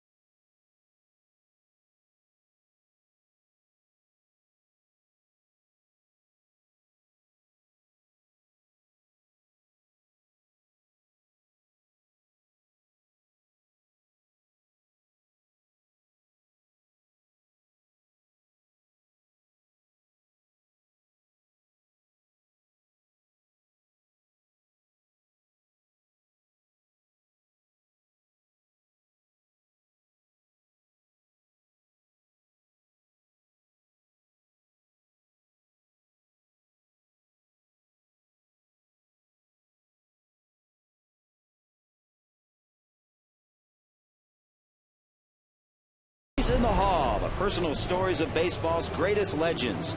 This week, it's Yogi Berra. Boys in the Hall, Sunday, presented by Subway, where winners eat. When the Reds get it done with an RBI this season, that means another $25 from the Shakely Group for the Reds Community Fund. Shakely, it's done. Almost a full moon night. Gorgeous night for baseball. Fans couldn't ask for better right now. And a pretty good crowd on hand tonight. Chris Welsh. Really nice crowd. Had decent crowds, not great crowds for the last series against the Rockies, but we may have right this weekend the best weather weekend for baseball of all year long. So if you're looking for something to do, no better place to look than right out down here at Great American Ballpark. No question. Night game tomorrow night, day game on Sunday. Jason Bartlett reached on an error in the first, grounded into a double play in the second. Arroyo goes to work here in the fifth. Team now trailing just 2-1. Foul back. Another firework Friday night set.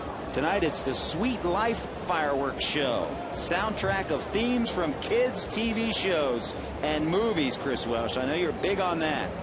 And a special appearance by TV stars Dylan and Cole Sprouse. Hey, they were here before the ball game. Yes, they were. I'm not sure if they threw out the first pitch, but they made it. I believe they did. Was their appearance on the field? They were in that film Big Daddy with Adam Sandler. And the Disney Channel, which I know you're locked into after games. Always. Sitcoms on there. TiVo when I'm not home. Sweet Life on Deck. It's the show they're on. Swing and a miss. And down goes Jason Bartlett. Fourth strikeout of the night for Arroyo. Check out our Honda standings. And the Milwaukee Brewers had their 6-game winning streak snapped yesterday. Big series with the Cardinals. And they have been on fire. Tonight, opening up a homestand against the Pittsburgh Pirates and leading 1-0 in the third. St. Louis with a 1-0 lead over Colorado. And Milwaukee, the big lead in the Central right now. They believe they are going to be a tough club to catch. You almost feel like they're like the Reds of last year, where they just believe, continue to believe, and getting contributions all over the place.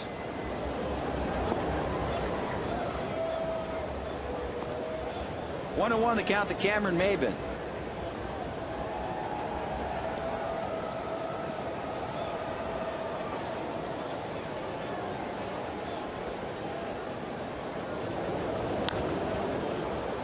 In the air to right. Would be an easy play for Bruce, and 2 down.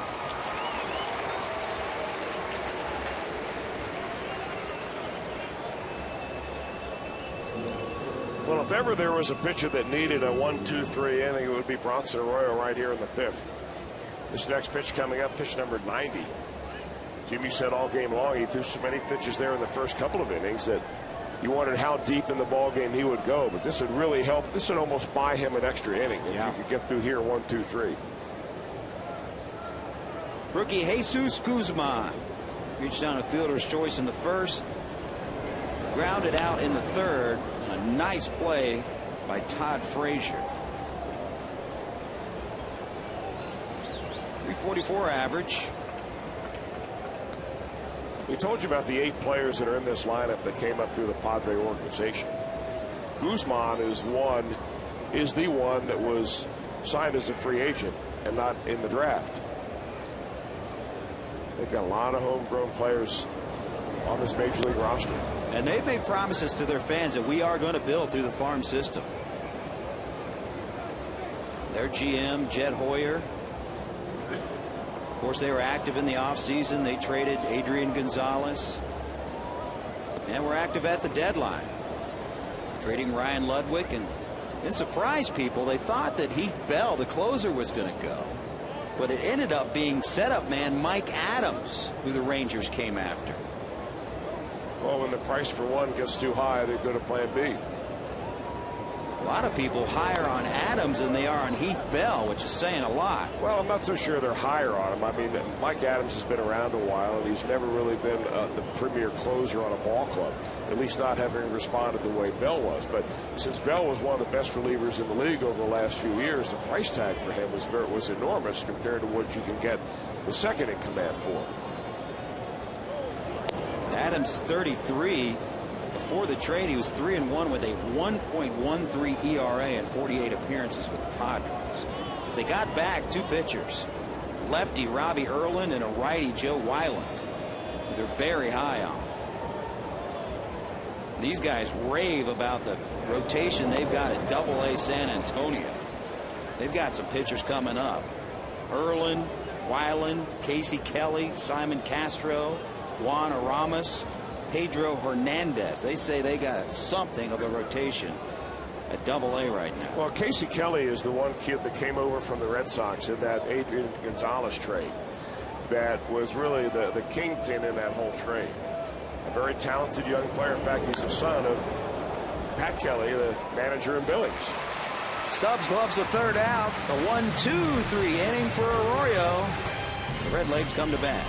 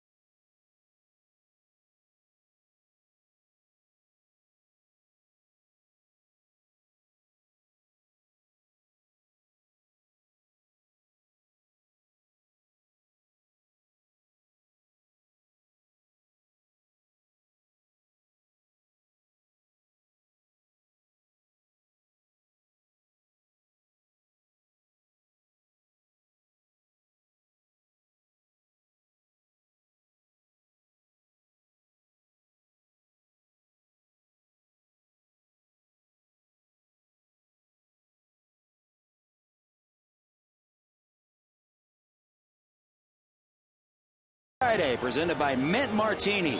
Enjoy $4 beer specials, a trivia contest, and music from DJ Sab on the New York Life music stage in the Fan Zone. Then cheer on your Reds when they face the Washington Nationals. For tickets, call 513-381-REDS or visit reds.com/free agent.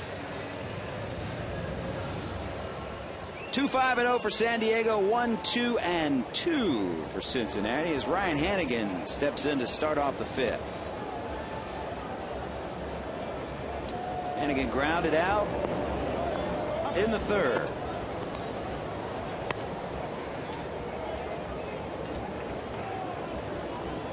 Matt Latos has only given up 2 hits. They both came in the last inning.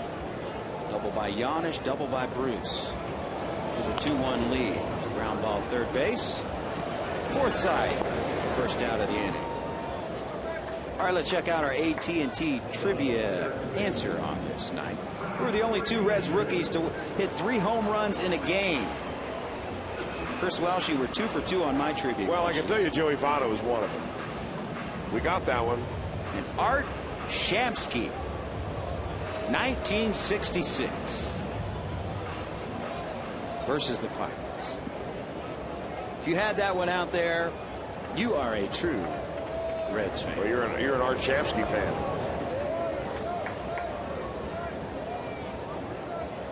Here's Todd Frazier, walked in the 3rd.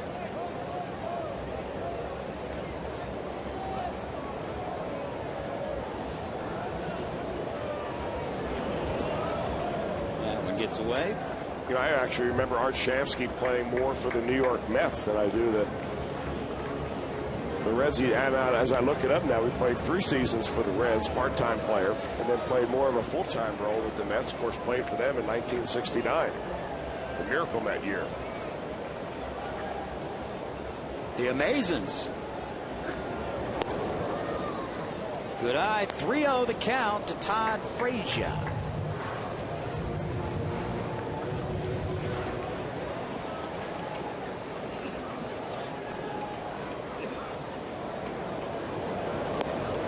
In there for a strike. Frazier, quite the poker player.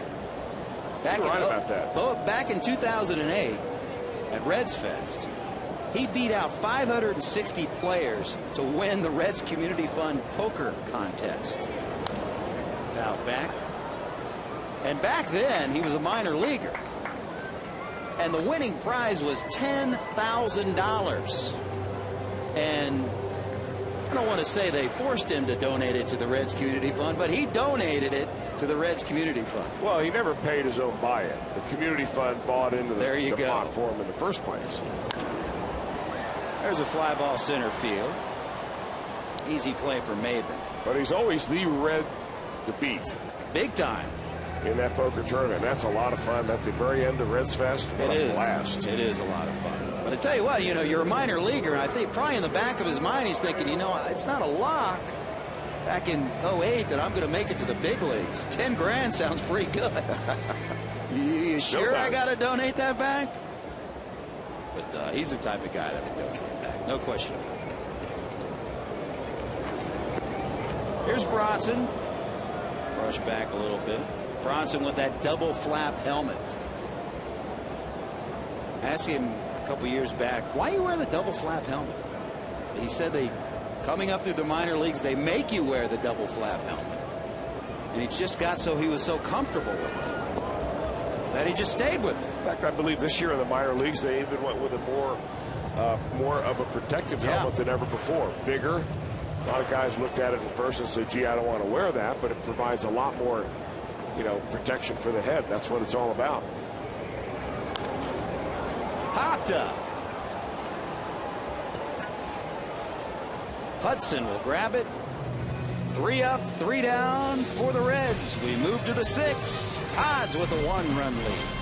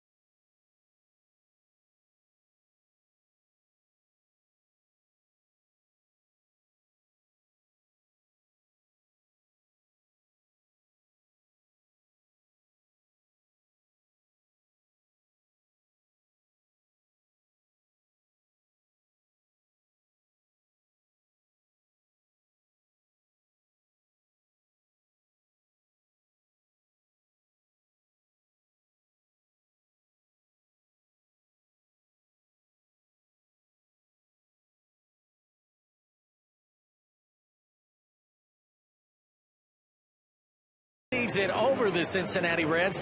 You know, guys, when you got a player that can hit as well as Yonder Alonso can, you got to find the guy a position.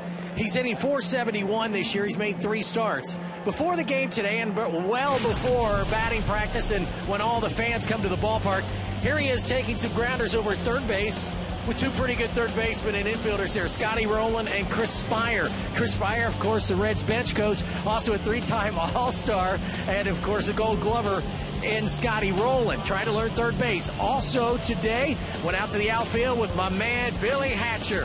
And Hatcher teaching him how to play left field, how to judge balls, where you're supposed to be and things like that. And, guys, it's very important. Kai has got a great bat from the left side.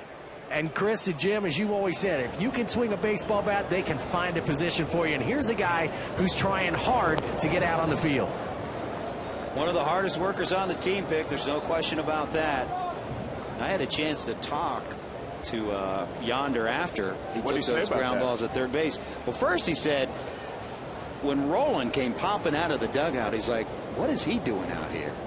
And Rowland came out to him and said, all right, it's you and me, boy. We're going to work one-on-one. I got some tips for you. I haven't seen you take ground balls, but I'm here to teach you.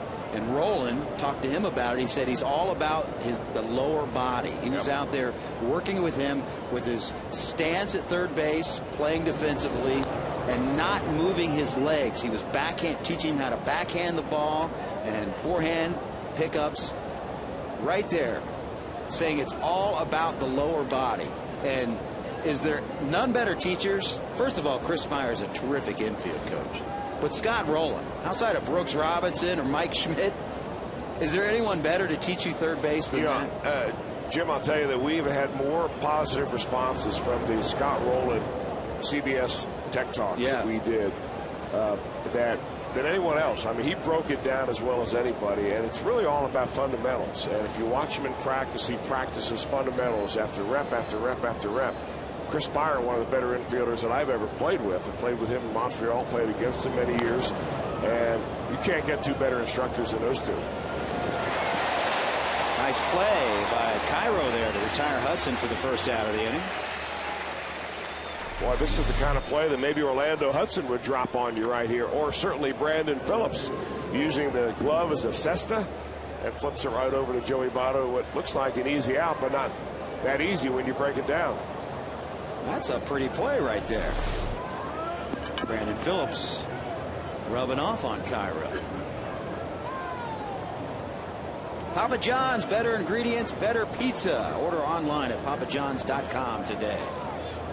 Here's Blake Ticote.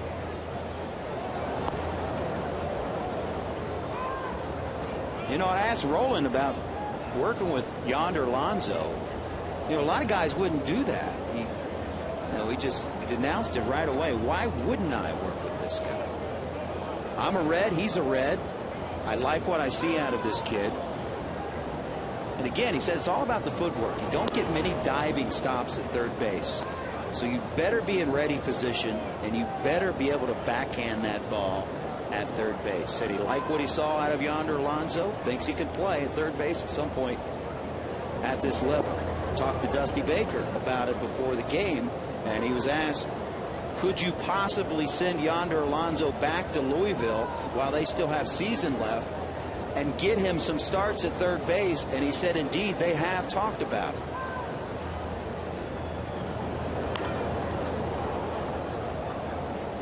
And once Alonso came in from taking ground balls at third base, he came in, got a drink of water, changed his shirt, got his outfield glove, and went right to left field and worked on left field with Billy Hatcher. Well, it's all about getting reps. And if you can't get reps during the game, you better get reps in practice. And these coaches are out here about noon every day. So if you want to come out and work, they're right there willing to work with you. So we'll see what happens. Alonso is such a good hitter. Again, you try to find a place for him to play. And a lot of us didn't know he came up at third base. Played third base in high school, played some in college. Says he feels much more comfortable at third base than he does in left field. Well, I think it's almost unfair to judge a guy on what he did in his first couple of major league starts at left field at Wrigley Field. Yeah. I've seen a lot of games at Wrigley Field, and I've seen a lot of good outfielders mess up there. Whether it's because of the wind, it's because of the ivy, maybe the brick, maybe the balls lost in shirts of a day game. Whatever it is, that is certainly not an easy outfield to play, any of them out there. Got about a foot of fair territory in left field at Wrigley. That wall out there, of course, you got the ivy. That was the 5th strikeout of the night as Decode goes down. So 2 outs for Nick Hundley. How about this, 8 in a row now for Arroyo? Certainly settled in. Worried about him early on if he just joined us. Avoided injury, at least we think he did, in the first inning. Trying to cover first base. Like he hyperextended his left leg a bit. Took some time. And it settled right in. Gave up a run in the first, a run in the second. And as you said, has retired 8 straight. Hoping the Reds can jump back in with some offense. Nick Hundley, one of those runs given up. Solo home run in the second. And he singled in the 4th. Hundley just off the disabled list, as we said earlier. 27 years old is Nick Hundley.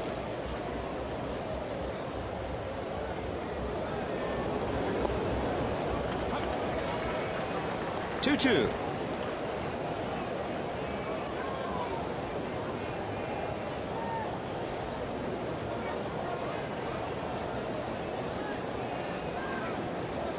Deuces wild. 2-2, 2 outs. Fly ball, right center field. That one's off the wall, and Hundley is 3 for 3. Who is this guy? Skates in with a double. Straight off the disabled list, 3 at-bats, 3 hits, including a home run. I mean, here's a guy that on medical rehab after he missed a long time.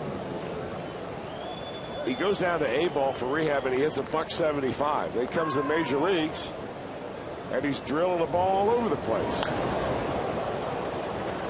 Pretty good swing right there. A home run, a single, and a double for Nick Hundley. The catcher who came into this ball game hitting .222. So with first base open, the Reds will intentionally walk Logan Forsythe to get to the pitcher spot. You know, interesting note now on Bronson Arroyo tonight. The Padres have 6 hits, and all 6 hits tonight have come with 2 strikes on the hitter. So what he's lacking tonight is that put-away pitch.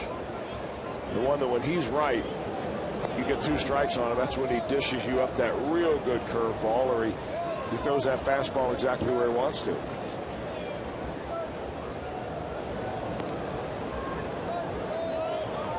Just the 2nd or 3rd walk of the night for Arroyo. That one the intentional variety. So 2 on, 2 outs. And Matt Latos will hit. Pitching coach Brian Price will come out and talk it over with Arroyo. Arroyo sitting on 117 pitches, Chris. Well, they're going to ask Arroyo, how do you feel?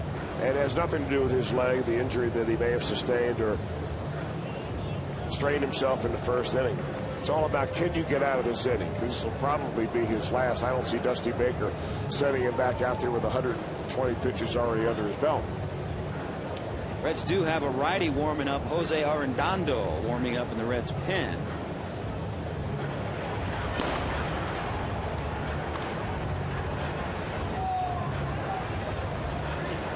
Before tonight, season high for pitches for Arroyo was 110.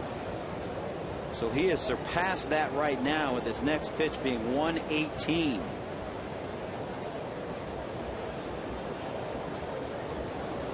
Pretty good at damage control so far tonight. We'll see if he can do it again. Well, I think fortunately for Bronson up here, you've got the pitcher hitting. If Buddy Black were to send up a pinch hitter, maybe a left-hander, more than likely Dusty Baker would probably make a move right here. Because the Reds only have 2 hits, 1 run.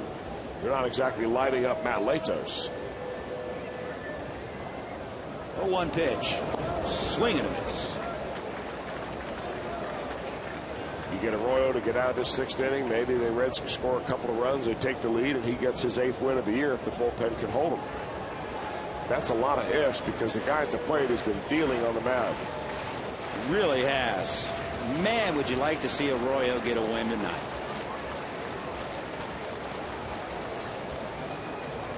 I love interviewing Bronson Arroyo. The guy always tells it like it is, and he gets out of the 6th inning with a big strikeout of Matt Latos. Let's see if the Reds can get him some runs.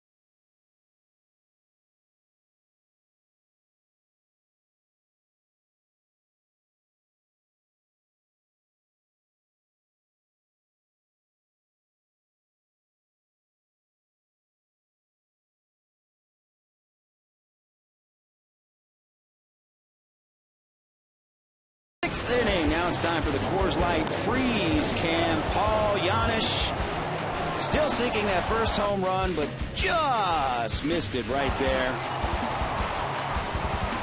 But he got in with a double. That was the Coors Light freeze can, brought to you by Frost Brewed Coors Light. Make your reservation today for the Front Gate Outdoor Luxury Suite, the most luxurious seating section in the ballpark, located directly above the owner's suite behind home plate. This covered outdoor area can host your group of 30 to 48. Call the Reds Group Sales Department today at 513-765-7600 to book your event. There's a cutie on here. Check her out. She's ready for that fireworks show after the game.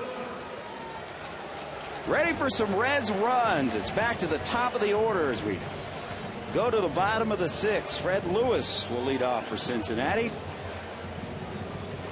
trying to carve into the night of Matt Latos. Strikeout and a flyout so far for Lewis.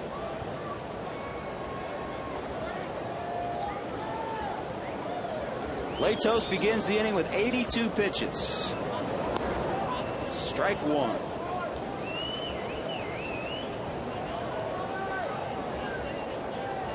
By the way, happy 26th birthday to Zach Kozart. Now, Chris, this is not the way you want to spend a birthday. Lewis fouls it off.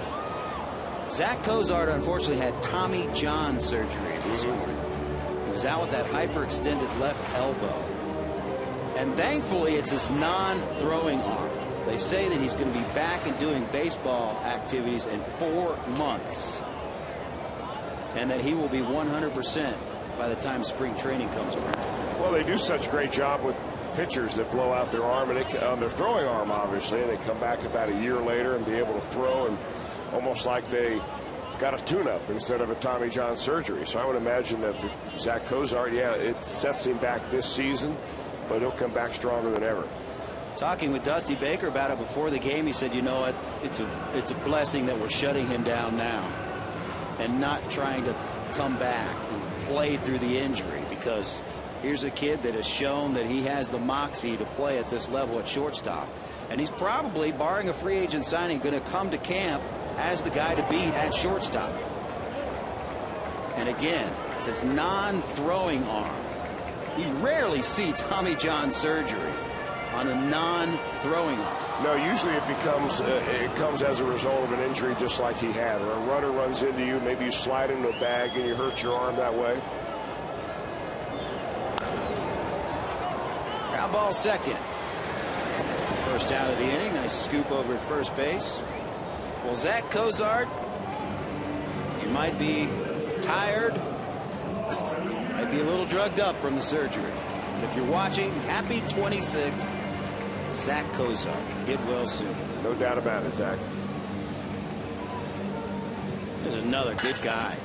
The Reds have a good clubhouse. I know we beat that dead horse, and we normally don't talk about guys that aren't good in the clubhouse, but genuinely they've got a good group down there. Well, we've said it many times, Jim. This group this year, I think, from our standpoint, media standpoint, one of the best we've ever been around. First pitch swinging is Paul Janisch. And 2 quick outs in the 6th for Matt Latos. Well, Latos is throwing strikes, and that's the big deal right there for him. He's only walked one batter. That was Todd Frazier back in the 3rd inning. Other than that, it's been really strike 1, strike 2 for Latos, primarily with the fastball. Latos, the 23-year-old, again got out of the gates this year 0-4. Since turned it around. Kind of an interesting story on Latos. When he was a high school pitcher, he was a dominating pitcher down in the Miami area. But his attitude was so bad, the way he showed up umpires, teammates, other teams. He wasn't intimidated by adults. He talked back to anybody, and he really dropped himself down in the draft considerably because of that. They projected him to be a 1st or 2nd round draft pick. He ended up going in the 8th round. Cost him a lot of money from a bonus standpoint. He changed his attitude around throughout the minor leagues, and here he is in the big leagues, 3rd year at age 23. Oh, another 1-2-3 inning for Latos. The Reds down by a run.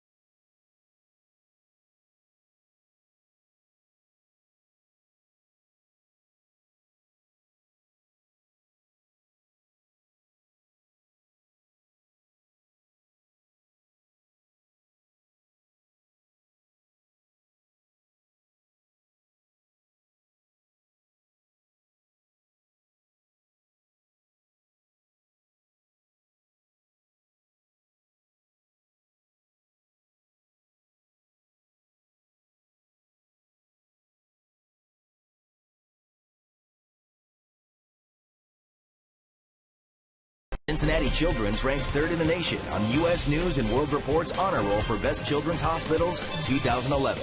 By your Cincinnati Northern Kentucky Honda dealers. Visit mycincinnatihondadealer.com for current offers. And by Wendy's. You know when it's real.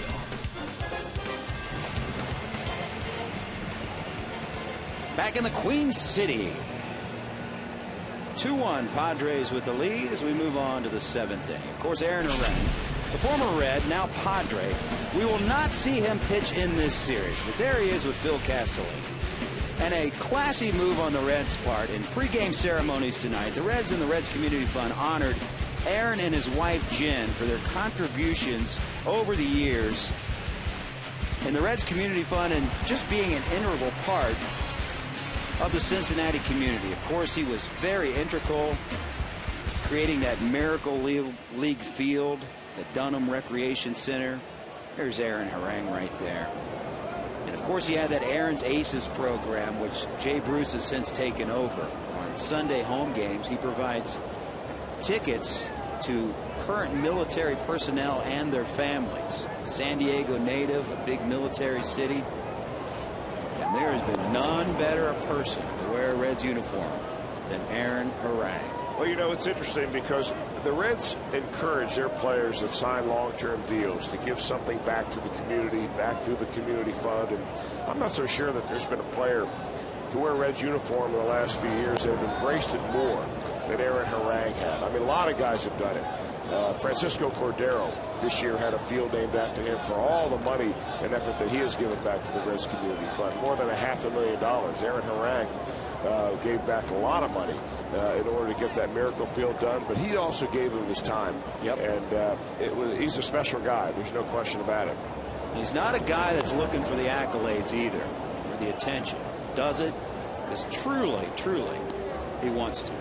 And as a fly ball pitcher, he's way better off at Petco Park. I was just going to say, he got his 11th win of the season the other day, and there he is at the Miracle League field. And creating that field really gives kids an opportunity to play the game of baseball where otherwise they could not. A hard surface field. And when he cut the ribbon that day, he said it was one of the greatest days of his life. Really moving ceremony. 11-3, Chris. Petco Park has certainly aided him. He has got a lot of run support. This Padres team has struggled to score runs, but for whatever reason, they score for that guy. Well, you don't go 11-3 by just throwing your glove out there. You pitch some pretty good baseball. I'm glad to see it happen to Aaron Harang. Good guy. Well, Will Venable struck out the first batter of the inning, and Sam LeCure has come on to relieve Arroyo, Chris. Well, a little different fastball Will Venable saw right there from Sam LeCure than he did from the right-hander throwing Bronson Arroyo, but Arroyo really gutted it out. I mean, here's another outing for Arroyo. 6 innings. You look up, he's only given up 2 runs, so he's had a quality start tonight. But the Reds have not scored him much in return. I believe only one of those runs were earned. I believe you're right. That would be the home run from Hundley. Yep. So gutted it out again. So the Reds can get him off the hook. You know, LeCure, here's a guy that's your all-around pitcher. He started for the Reds. He's been your long relief man. He's been a setup man. And over time, he's worked his way the hard way. They're now putting him into situations where he's not a mop-up man. And he's a battler. You got to love this guy.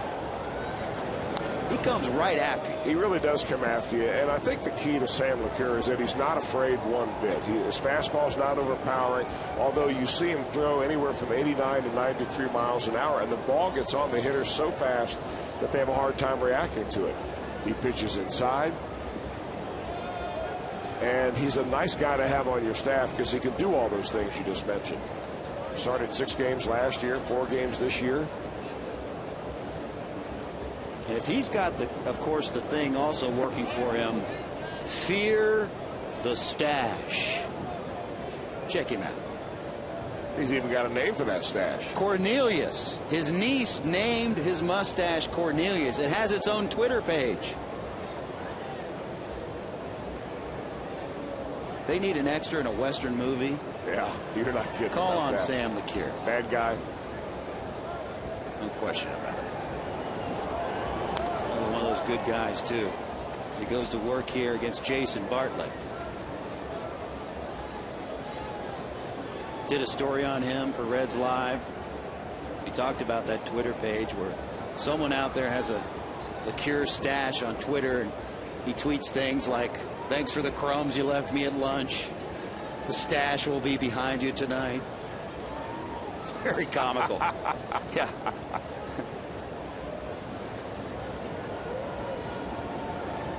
Speaking in the third person is the mustache. Of course, I know you're a big Twitter guy, Chris. Oh, yeah.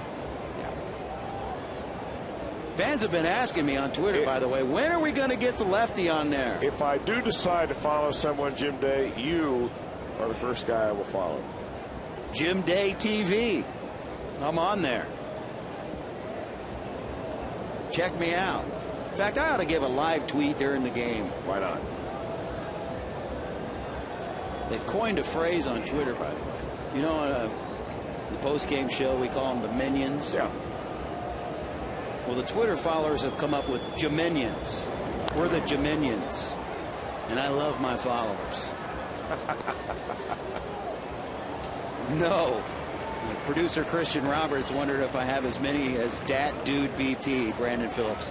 I am way behind him in followers. For good reason.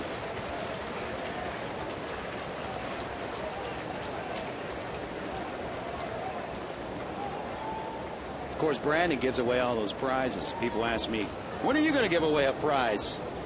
Like a trip to Arizona. Yeah, I don't quite have the bankroll. Brandon asks. Could give away a signed ball or something, but every baseball that I sign depreciates in value. Well, if you could slip some of those Fox Sports Ohio keychains into your bag at the end of the those are or big. the magnets, you know, the refrigerator magnets at the end of that game show, you'd have something there. Magnets are huge. We've gone full to Jason Bartlett. 1 out in the top of the 7th. Padres with a 2-1 lead.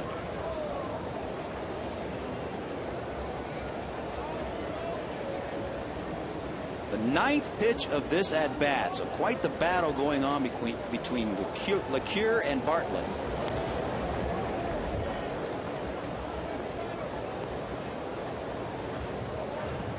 You could be at the crafty left-hander on Twitter. Come on with it, lefty. Come on. I'll teach you how to do it. I'm not so sure people are interested.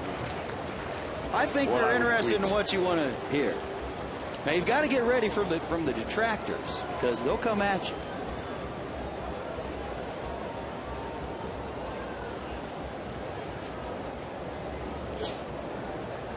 It's a good way to interact with the Reds fans. And there is a walk to Jason Bartlett. First walk for LeCure. So now LeCure will have to face the middle of the order with 1 out and 1 on. Cameron Maben will step in, seeking his first hit of the night.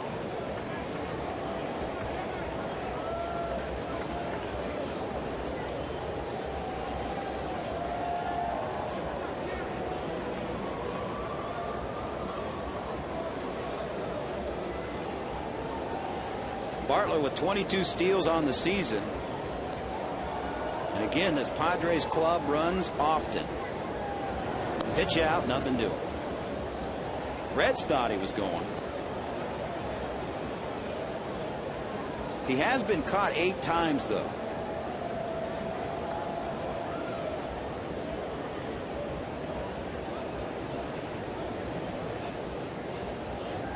Reds trying to hold it to a 1-run deficit.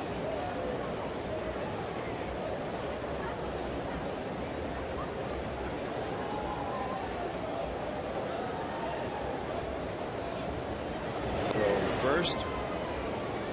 Got a message on Twitter today from David Kennedy. In fact, he's at the ballpark. And unfortunately, his tweet to me today was, I was just diagnosed with cancer. And would you join me in my fight by wearing a Live Strong bracelet?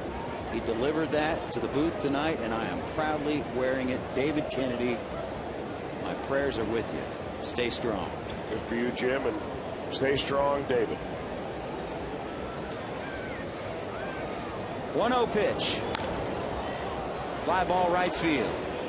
Bruce has it for the 2nd out. Big out there by Sam LeCure. I'd like to extend our Reds condolences, and from FSN also, Jim, to the family of Kevin Williams from New Carlisle, Ohio. He was all set with a bunch of friends and family to come down here and visit the ballpark tonight to celebrate his son Carson's 20th birthday, and he suddenly passed away this week, and the gang still came here in order to honor Carson's dad. They came down here and they're spending the night at the ballpark, but we extend our condolences to the entire Williams family up in New Carlisle, and we're with you. No question about it. Thoughts and prayers.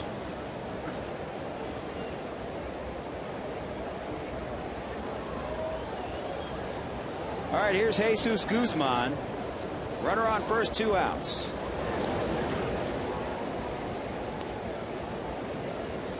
Guzman reached on a fielder's choice in the 1st, grounded out in the 3rd, flew out in the 5th.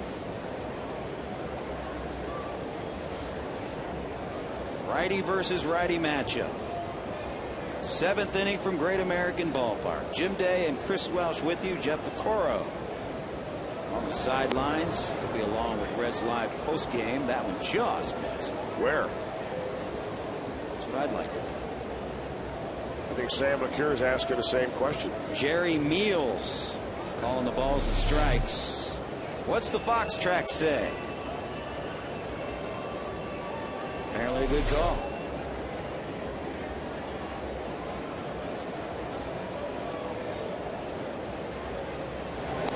Roll over.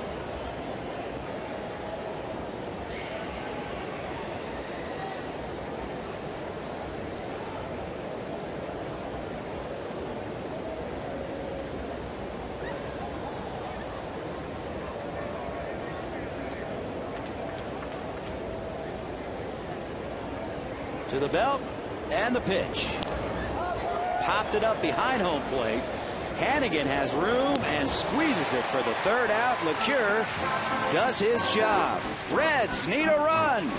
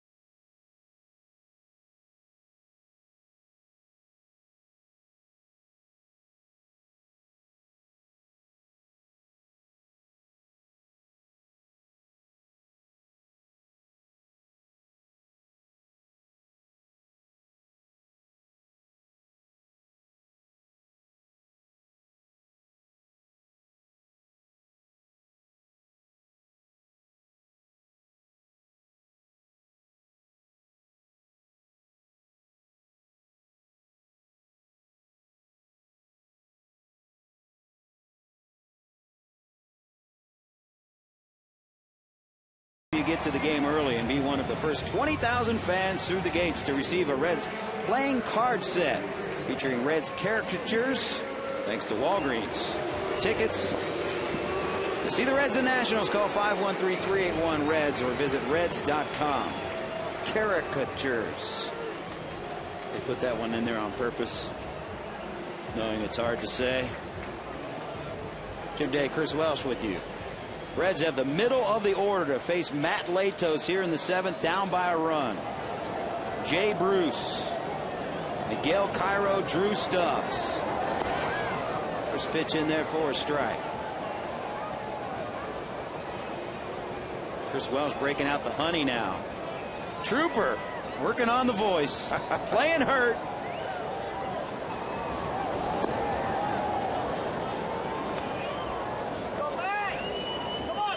I told you to rest your back. Got to carry me for 3 days. You're doing quite a good job. Unfortunately, your throat isn't cooperating.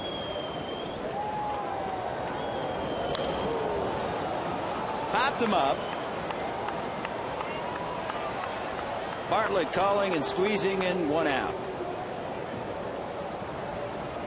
Latos continues to cruise along. Just 2 hits for the Reds through 5 or 6 1/3.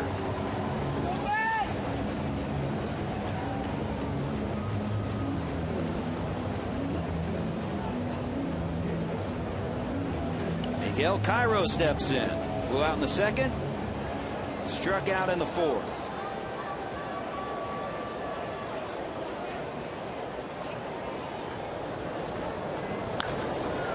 Here's a shot to right center field. Diving and not getting it is Will Venable. Cairo hustles to second. He's going to try for third. Here comes the throw. Safe.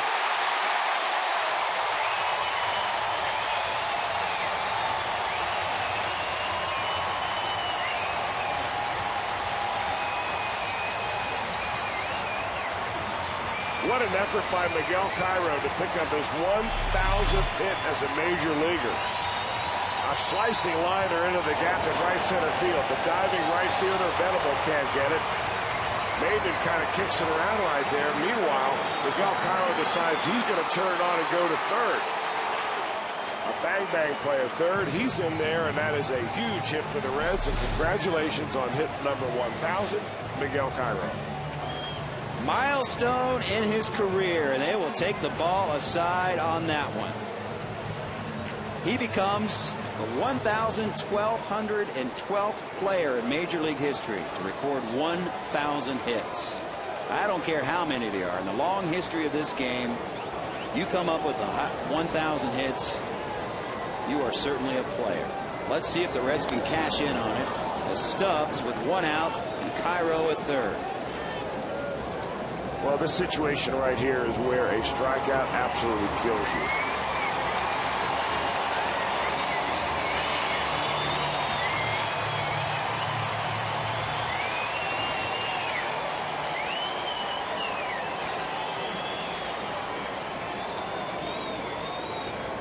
Oh, 1 pitch. Down low.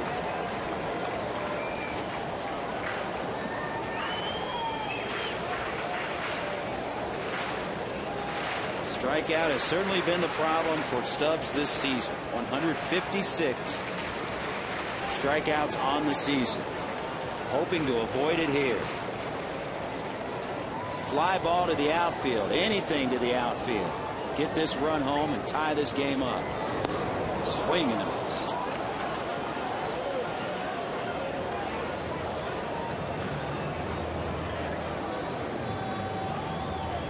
Well, the infield drawn in, a lot of area there between the infield and the outfielders. This is where Stubbs really has to hit according to the situation. Spread your legs a little bit, have a shorter approach. Tell yourself, I'm making contact and not much else. Good eye. 2-2 the count. Forget about trying to pick out a ball and drive it into the gap or hit one hard. Hit the ball. 2 strikes. So many times you teach a player to choke up, change your approach. We'll see what Stubbs does here. Base hit center field, and this game is tied.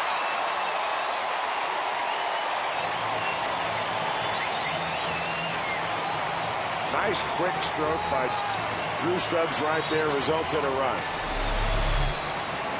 Latos tries to sneak a high fastball by him, and he is right on top of it. Good quick approach to the ball.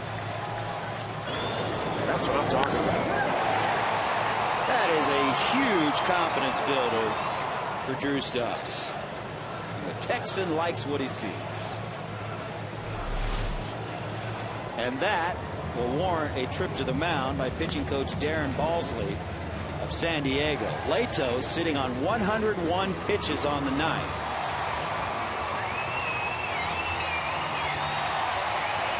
And the Reds still in business. Man on first, only 1 out here in the 7th. Crowd waking up as Ryan Hannigan steps in.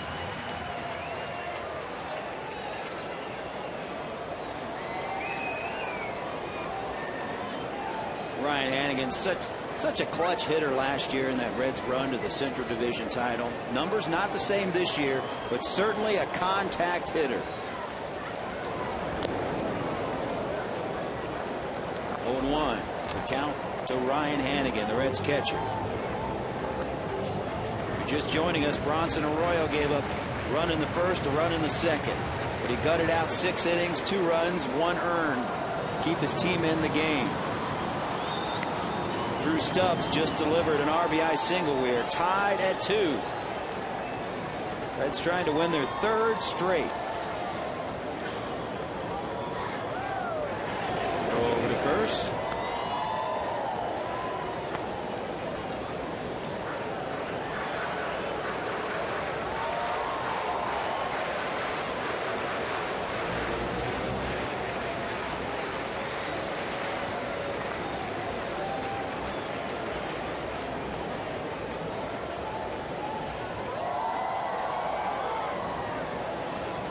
Time called.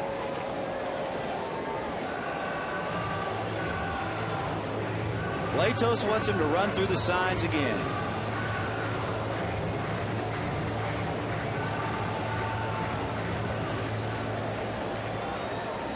Stubbs will take his lead from first. Try a steal here, Chris? Yes. Not this time. Swing and a miss. What you're trying to do when you steal, of course, is pick a count that you can have a pretty good run on, and where you're going to get a breaking ball or an off-speed pitch. And an 0-1 count right there is one where he got one. Now on an 0-2 count, probably not. Lends itself to maybe a pitch out, a modified pitch out. Runners have been successful 18 times against Latos this year, have been thrown out 8. So you can run on them. Big at bat in the game. Latos ahead in the count, 0-2 to Ryan Hannigan. Pitch out, nothing doing. That's why the 0-2 pitch really doesn't make any sense right there. A lot of times you'll see a runner go on an 0-2 pitch hoping that that pitcher's going to throw a waste pitch, a breaking ball down the dirt. But an 0-2 pitch out, makes you able to do it again on a 1-2 pitch.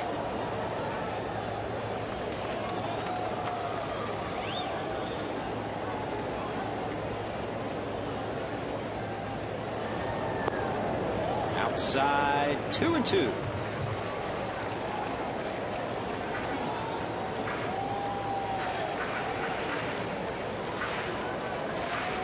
Hannigan will look down to the signs. Third base coach Mark Baird.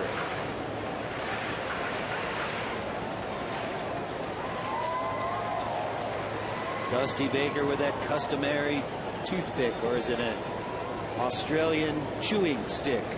You got it. Officially. 2-2 pitch. There goes Stubbs. Swung on, foul ball. Hit and run was on.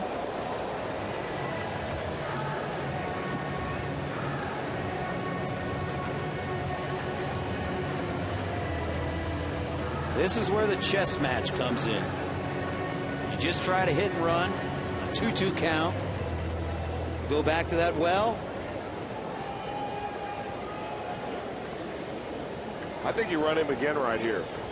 Maybe force Latos into a fastball situation, give Ryan Hannigan a better chance, and maybe lining that ball into a gap. There goes Stubbs again. Swing, fly ball center field. Stubbs will have to go back. Maben grabs it for the second out of the inning. Well, they got the fastball they wanted for Ryan Hannigan, just a hair late and got underneath it. So it's up to Todd Frazier. The Reds want to take the lead here in the 7th.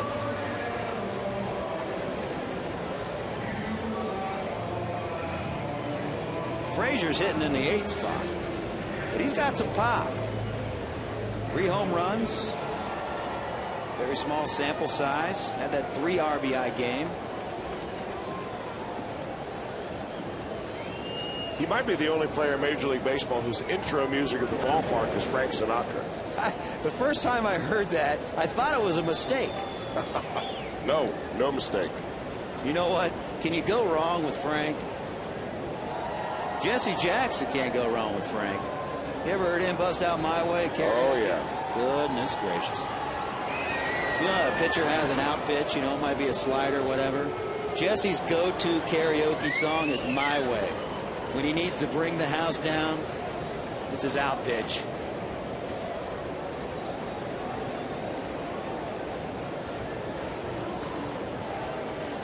Two outs, man on first. Outside, ball 1.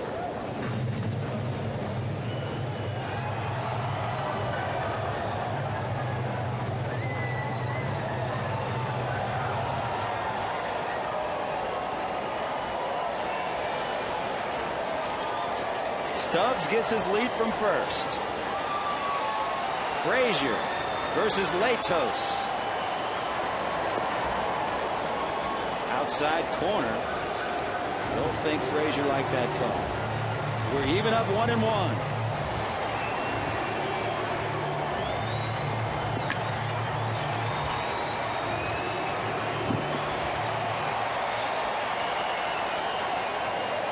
Crowd trying to breathe some life into Todd Frazier.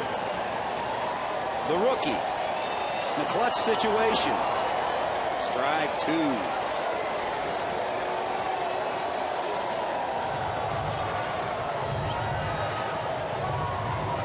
Todd must have said something to Jerry Mules behind the plate after that call, because Mules has been eyeballing him ever since.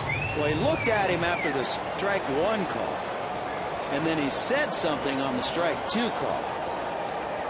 We've often seen rookies get a little extra treatment from umpires. Swing and a miss, and Latos with a big out.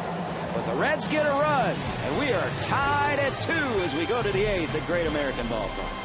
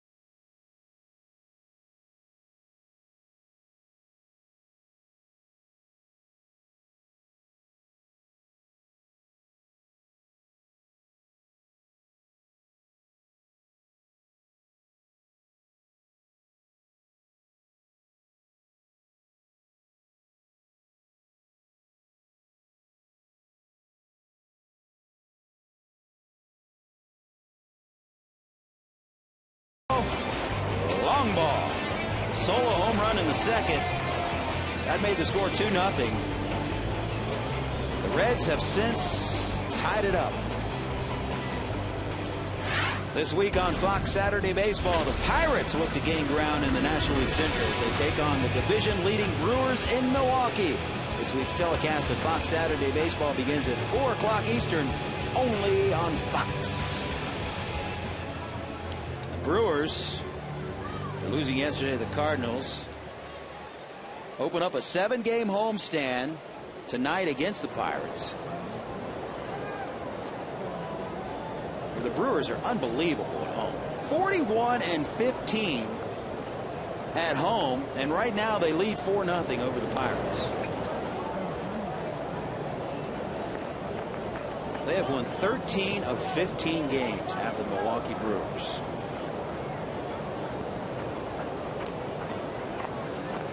But you got to play 162. We'll see how it goes down the stretch. Sam LeCure stays on. Here to work in the 8th, Orlando Hudson. 2 hits so far in the night.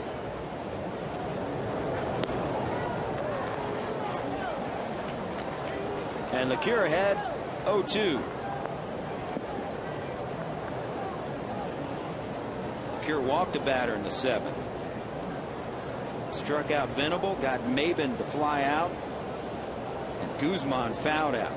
So Sam LeCure continues a very, very good season out of the pen for Cincinnati. 0-2 pitch. 28,346 in the house tonight. A fireworks Friday night. Good crowd. Would be a better weather night. Here to root on their red legs. Inside. 2-2.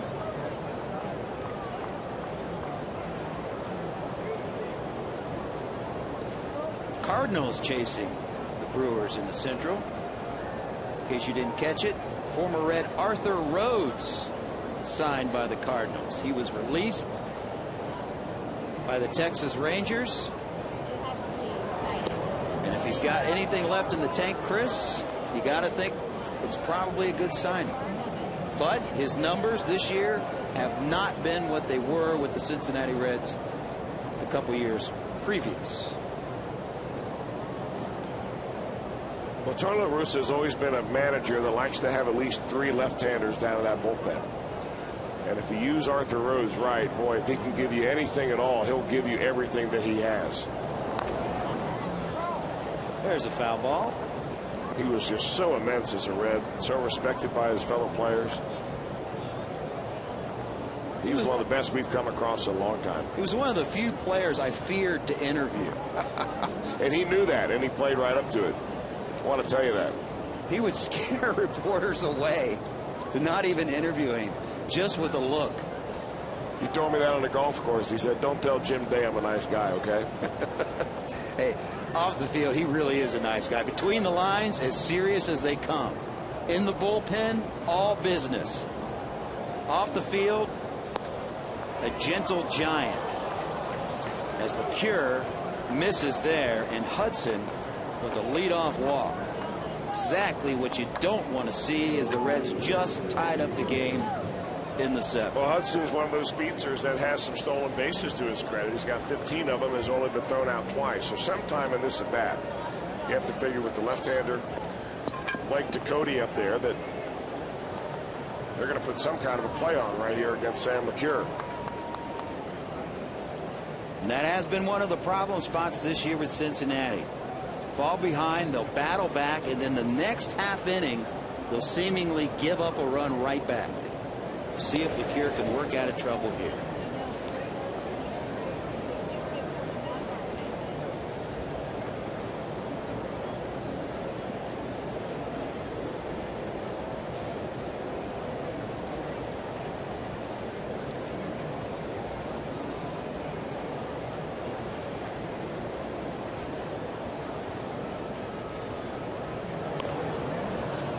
There's a bunt. LeCure fields it, makes the play. Sacrifice to second base is Hudson, so they got a man in scoring position. And speaking of Arthur Rhodes, oh goodness, this was after they clinched. When I made the mistake of saying I was the only dry one in the house, and Johnny comes, and Arthur Rhodes, screen left, came up. They were out of champagne, so what they're dumping on me is beer. What a great night. What a great night. That was one of the greatest nights I've ever had in broadcasting. As the Reds are going to intentionally walk Nick Hundley, and why not? They haven't been able to get him out yet. Base open at first. But what a great night that was. Jay Bruce with the walk-off home run against the Astros. How about our all-star Matt Sigafus, though? Yeah, look at it. Then Gomes had some goggles on. They put the goggles on. They just crushed my tie. By the way, I still have that jacket. It's hanging up in my closet. It's completely destroyed. Cup on my head, goggles on. That's a good look for you. They just crushed me. Had to open my big mouth. I'm clear up on the main concourse, third base side, thinking there's no way they're coming clear up here. The celebration is in the clubhouse. It's on the field. No one's coming up here. Said I'm the only dry one in the house. They heard it, and that was all she wrote. You really got to stop wearing those goggles to the grocery store.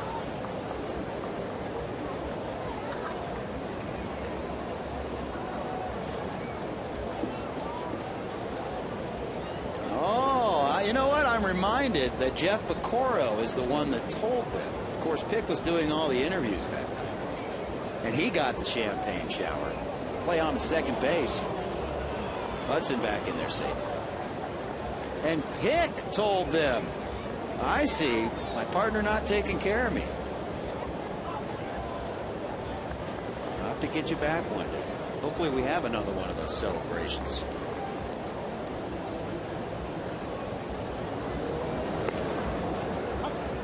I still have that tie, too. They ruined the tie, the coat.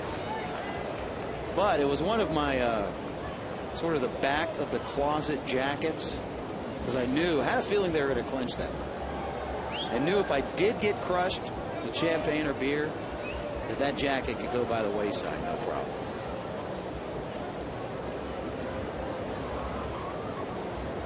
All right, LeCure trying to work out of trouble. 2 on, 1 out. 2-2 game. And LeCure ahead 0-2 on Logan Forsythe.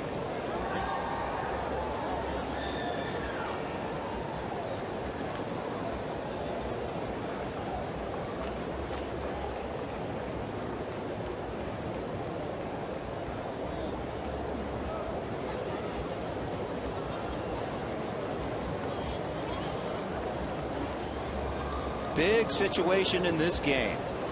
0-2 pitch outside.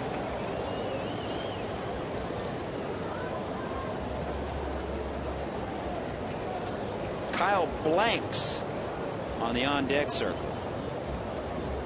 So it appears the night for Matt Latos is going to be over.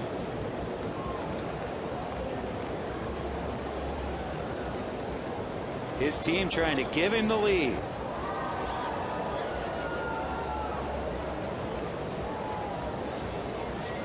One-two pitch. Foul back.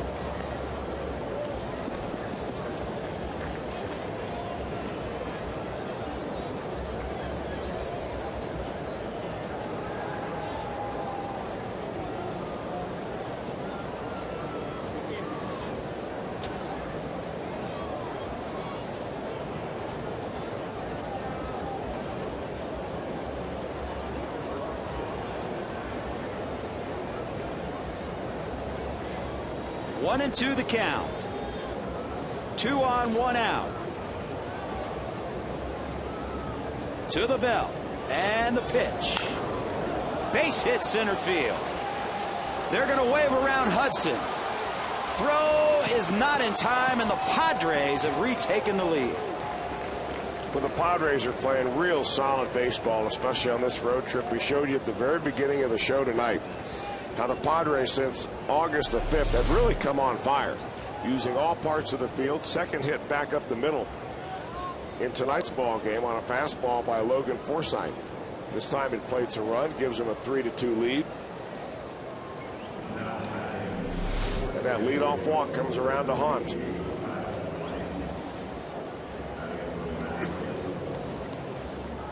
And talking about the Reds coming back and tying up a game, 82 times this year the Reds have allowed a run the inning after scoring.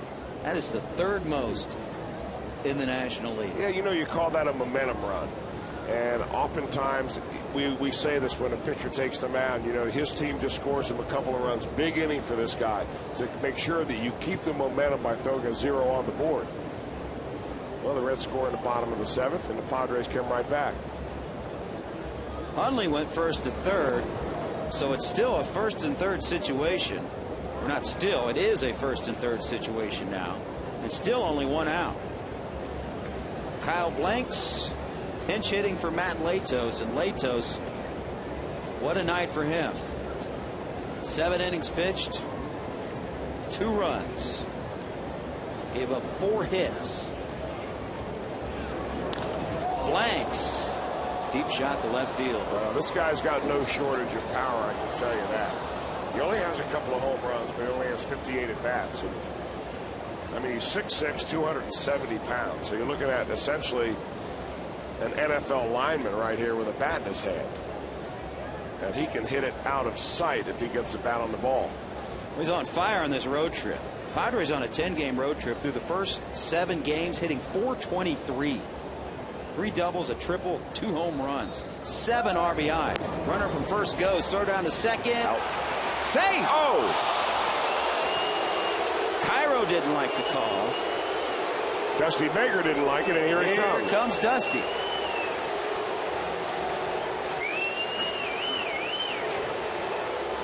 Your second base umpire is Dan Iasonia. And Dusty didn't like the call. Appeared from up here, he could have been out. We'll see what the replay shows, but Dusty certainly did not like the call.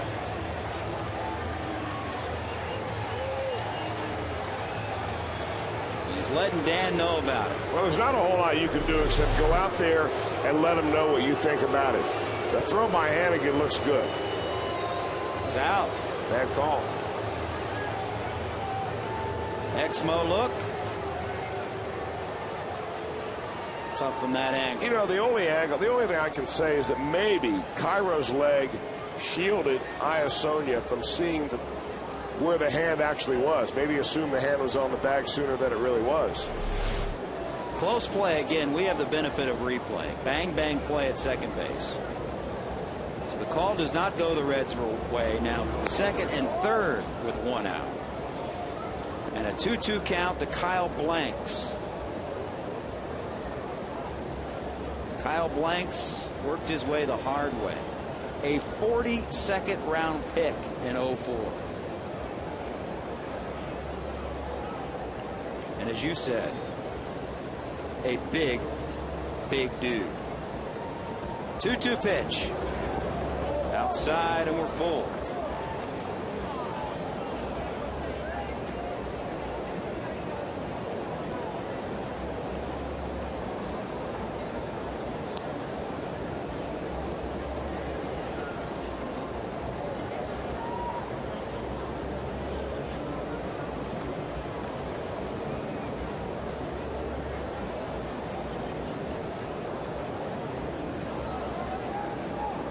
Padres with a one-run lead, 3-2. And the 3-2 pitch. Got him looking. Blanks had thrown the bat away and thought he had the ball forward.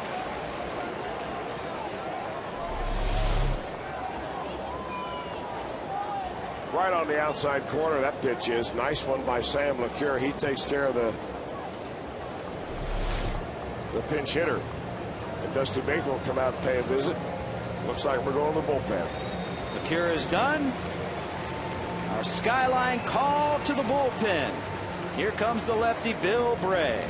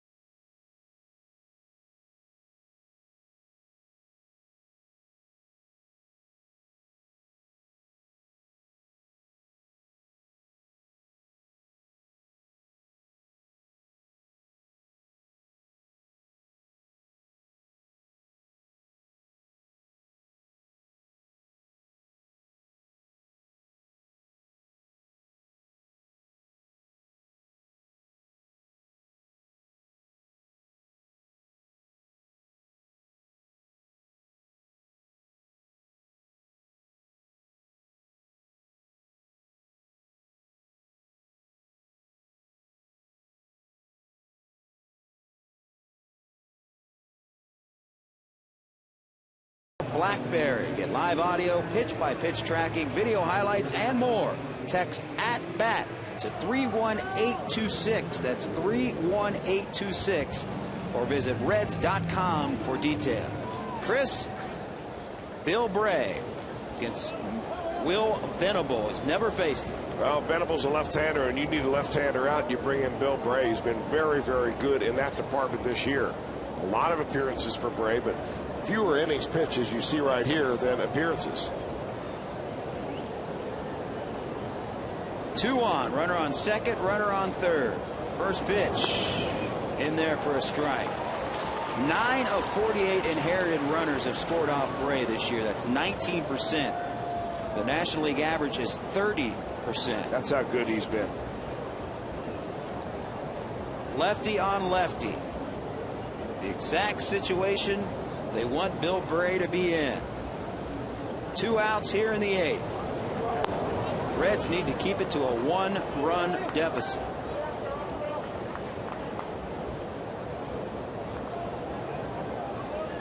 Venable over 3 on the night.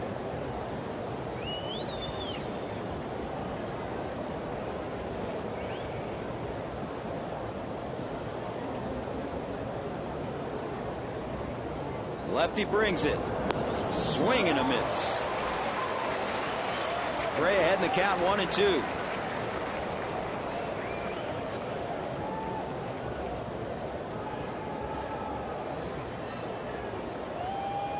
Padres have left 8 men on base tonight. The Reds hope that number grows to 10.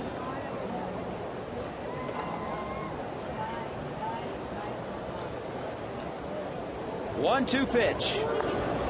Fouled off.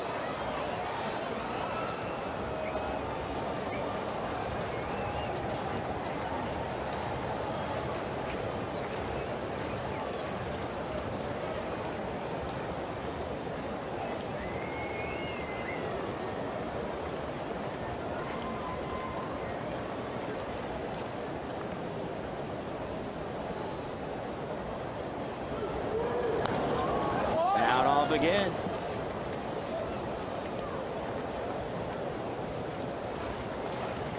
Neither Votto or Frazier guarding the line here. Stubbs shading Venable to left field.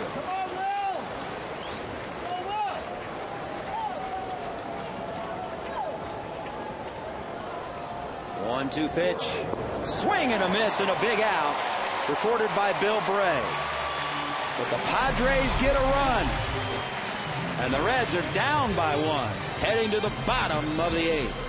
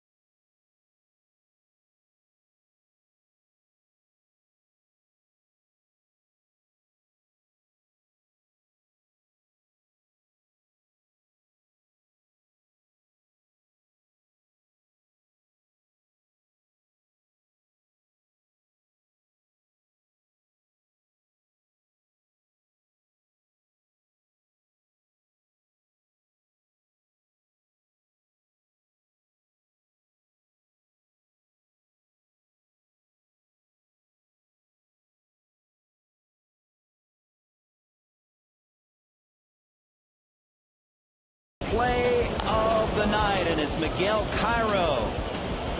Only the glove needed here. A little flip on to first base. Pretty play by the Reds' second baseman, our John Morrell. Hot dog. Play of the game. Padres, 1 in the first, 1 in the second, and just put another one on the board in the 8th to retake a 3-2 lead. As the Reds go to bat in the 8th, and they'll face a new pitcher. And a pitcher out of the bullpen that has done a pretty good job so far this year. This bullpen with San Diego is right there among the league leaders with a .292 overall average. They don't walk very many batters. They've got a closer in Heath Bell that is as good as anybody in the game right now. And they'll bring in Josh Spence, a left-hander that throws a little bit off-speed stuff, tries to get the hitters way out in front. He only averages about 84 miles an hour on a fastball, but he's done a pretty good job so far for the Padres in his time up. So the lefty will go to work against Dave Chappelle, who will pinch hit here in the 8th. First pitch swinging, aggressive. Chappelle always is. A fly ball this time in the first out of the inning. Kyle Blanks struck out there, or actually, yeah, struck out there in the 8th. Stays on. He'll play first base.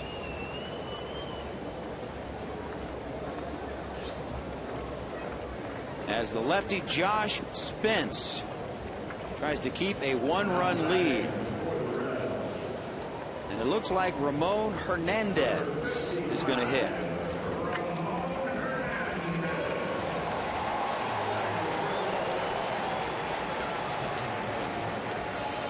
So Hernandez will hit for Fred Lewis.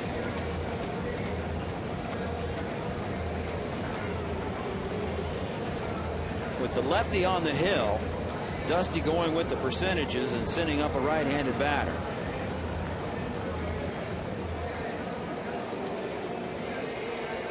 Well, he did that with Dave Chappelle, but you know, Dave Chappelle, I think he led off yesterday and had 4 at-bats and saw 5 pitches total or thereabouts, and jumps up here on the first pitch that he sees, and maybe a guy that he's never seen before. Maybe he knows a lot about Spence. But at some point, you've got to work the count a little bit. Try to get some things going, especially with a pitcher who is not overpowering. And Spence only throws 84 miles an hour. Try to measure him a little bit. Give yourself a little better chance of putting a good swing on a good pitch. Way out ahead of a breaking ball is no way to give yourself up to start the inning. It's an interesting balancing act for Reds hitters, because Dusty Baker, if you ask him about hitting, he teaches aggression. He wants his hitters to be aggressive. Oh, there's time for aggression, and there's a time that you ought to sit back and take a look at it. If you look at the batting averages on different counts, the first pitch is always way up there. But if it's a pitcher that you've never seen before, who specializes in off-speed stuff, and they've got a scouting report on Spence, I'm recommending at that time, maybe since you get 2 strikes on him, he's not going to blow you away with a fastball. Take a look at it. Hernandez looks at a strike. 2-1 the count. 3-0-1 hitter.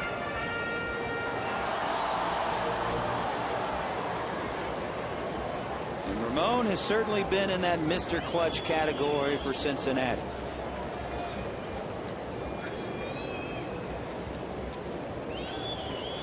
The Reds will take just a base hit here. Just 3-1 the count to Ramon Hernandez.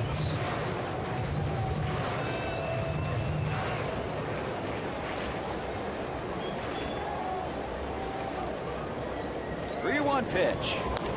Swung on, fouled out of play.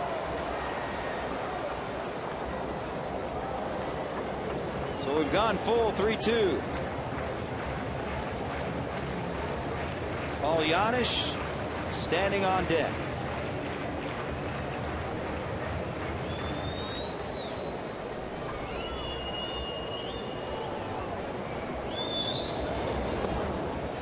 That one misses, and Ramon Hernandez, a good at bat, and the Reds have the tying run aboard.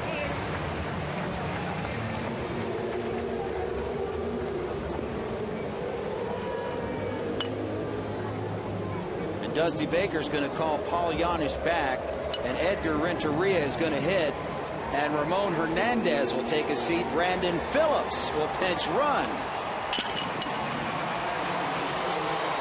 Brandon Phillips, if you're just joining us, missed his 3rd straight game tonight, at least in the starting lineup. The left elbow contusion. But Dusty did say before the game he cannot hit, but he can run.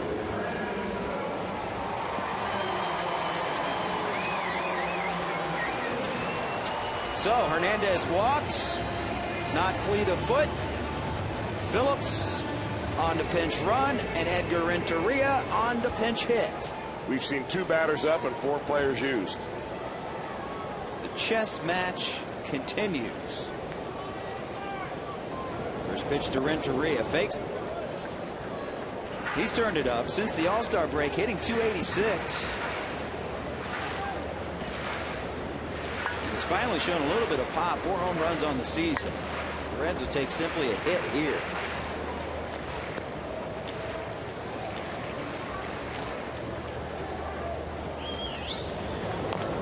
Dribbler. Going to be a tough play. Spence makes it for the second out.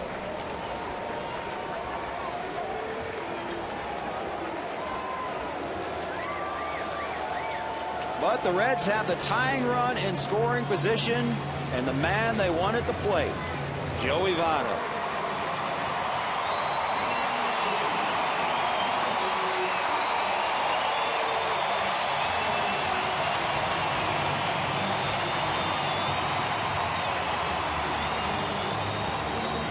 We'll see what the reigning National League MVP can do against Josh Spence.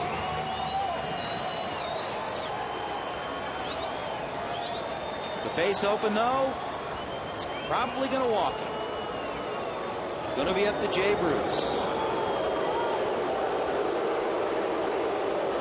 Well, this is a no-brainer for the Padres right here, and Buddy Black to go ahead and put Joey Votto on. We've seen it happen so many times. He's either going to be pitched around or he's going to be intentionally walked. When you've got a base open, you've got to first of all put a force play on somewhere and take the bat out of the hitter who is the best hitter on that ball club you're playing against.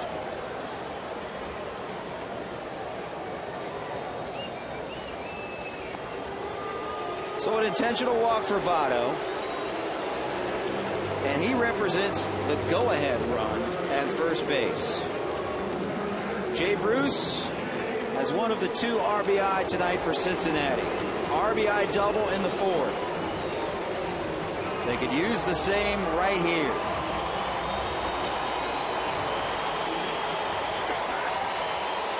Biggest at-bat in the game.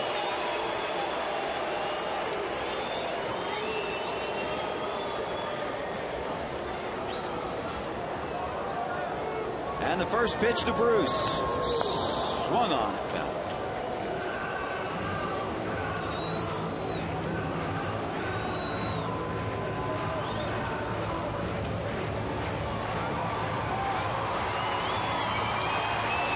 Hundley's going to go out and talk it over with Spence. Well, Spence is an interesting story on Josh Spence. He's from Australia, never played high school baseball, came over here and played with Arizona State, so I imagine he played a little bit with Reds pitcher Mike Leake. Spence ahead 0-1. There's a drive. Deep right field. It's gone! Baby! Jay Bruce, a 3-run home run.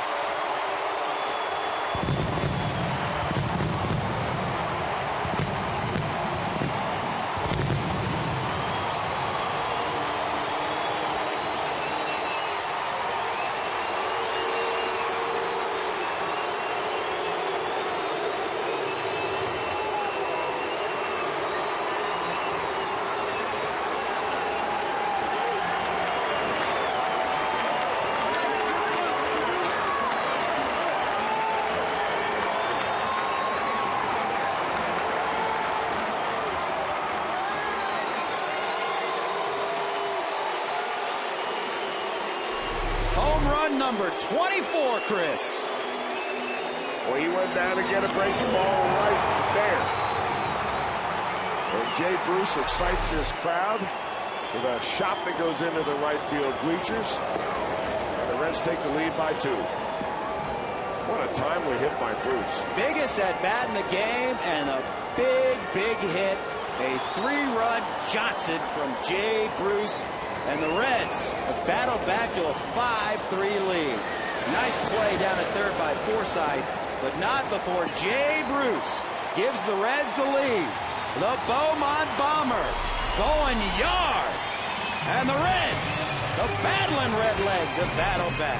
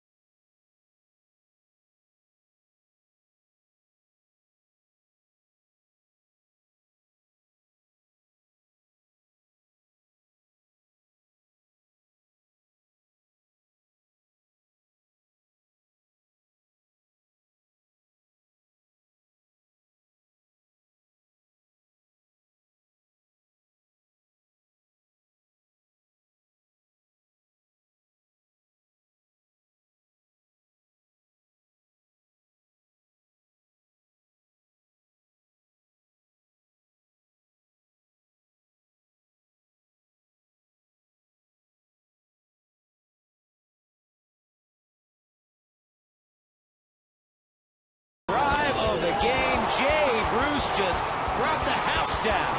A 3-run home run to right, and the Reds battle back to a 5-3 advantage.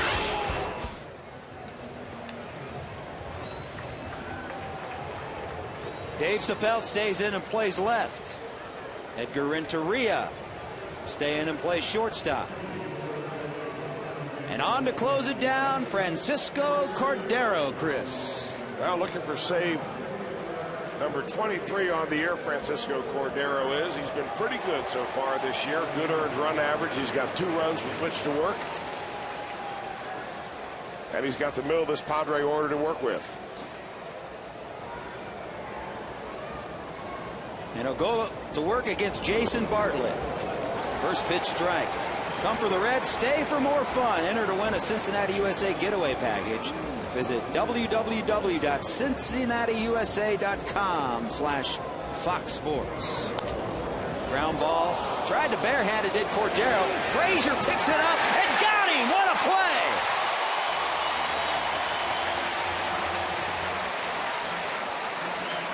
Score at 1-5-3. What a heads-up play by Todd Frazier right there. Knocked down by Cordero, and it ricochets off, and the only play he has is first base, but he bounces it over there, realizing he really wasn't in position with his body to throw it on a fly. And he did it on the grass. We used to see Concepcion do that in the 70s on the AstroTurf. Purposely throw it and bounce it over there. I think he just took a shot, just picked it up, threw it over towards first base, and Joey Votto was there to give it a nice pick. Made a couple nice plays tonight. Nice pick in the 3rd inning.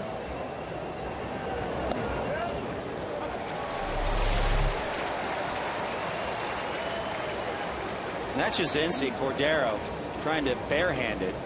A nice pick by Votto, too. Give him credit.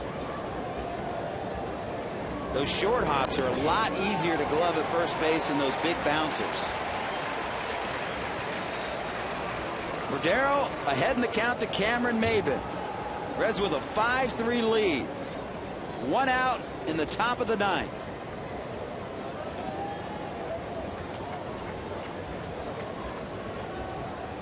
Oh, 2 pitch. Just missed. Hannigan framing it there. Wanted it.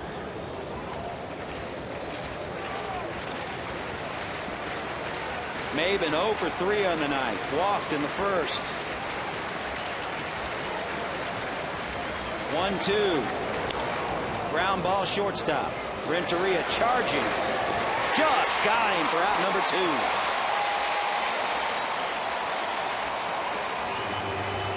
2 outs in the 9th. Reds an out away from winning their 3rd straight.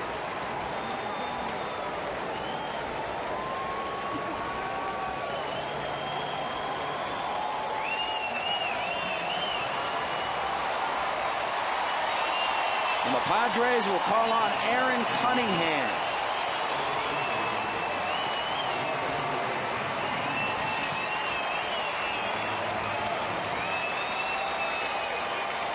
Crowd to their feet.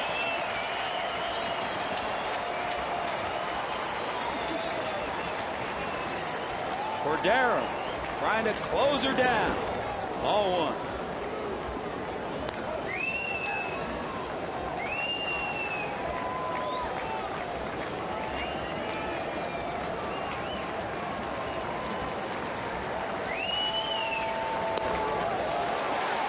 In there for a strike. 1-1.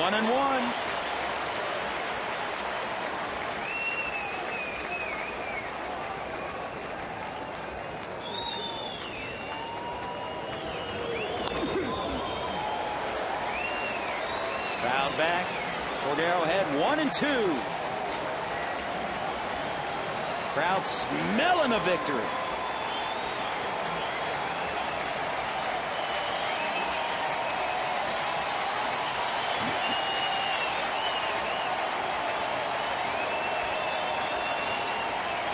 One-two pitch. Fouled back.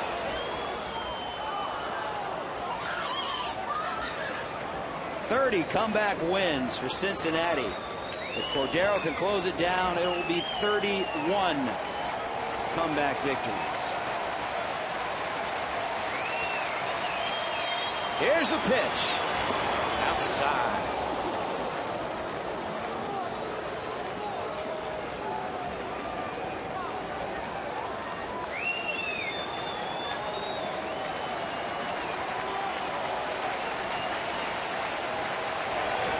Ground ball right side. Should do it. Cairo, Votto, and the Reds win. Comeback fashion. A 5-3 victory. Their third straight win on a Jay Bruce 8th inning 3-run home run. And the home folks will go home happy, Chris Welch. Well, Jim Day, I don't know whether maybe it was with breakfast with Jim Day that put Jay Bruce over the top today. He did promise you something big, didn't he? He did. It was a chance meeting in a restaurant for breakfast. I happen to say, help a guy out. How about a big home run call tonight? A real nice victory for the Reds and Dusty Baker. 3 straight now this ball club has won. And they're feeling like maybe they're on a little bit of a momentum roll. 5-3 over the Padres. That's the way to go to get this crowd excited on a big fireworks night. Your first day as a play-by-play man up here. Did a great job. Jim Day, you're up 1. 1-0. I'll take it. We're back with more after this on the home of the Reds. Fox Sports Ohio.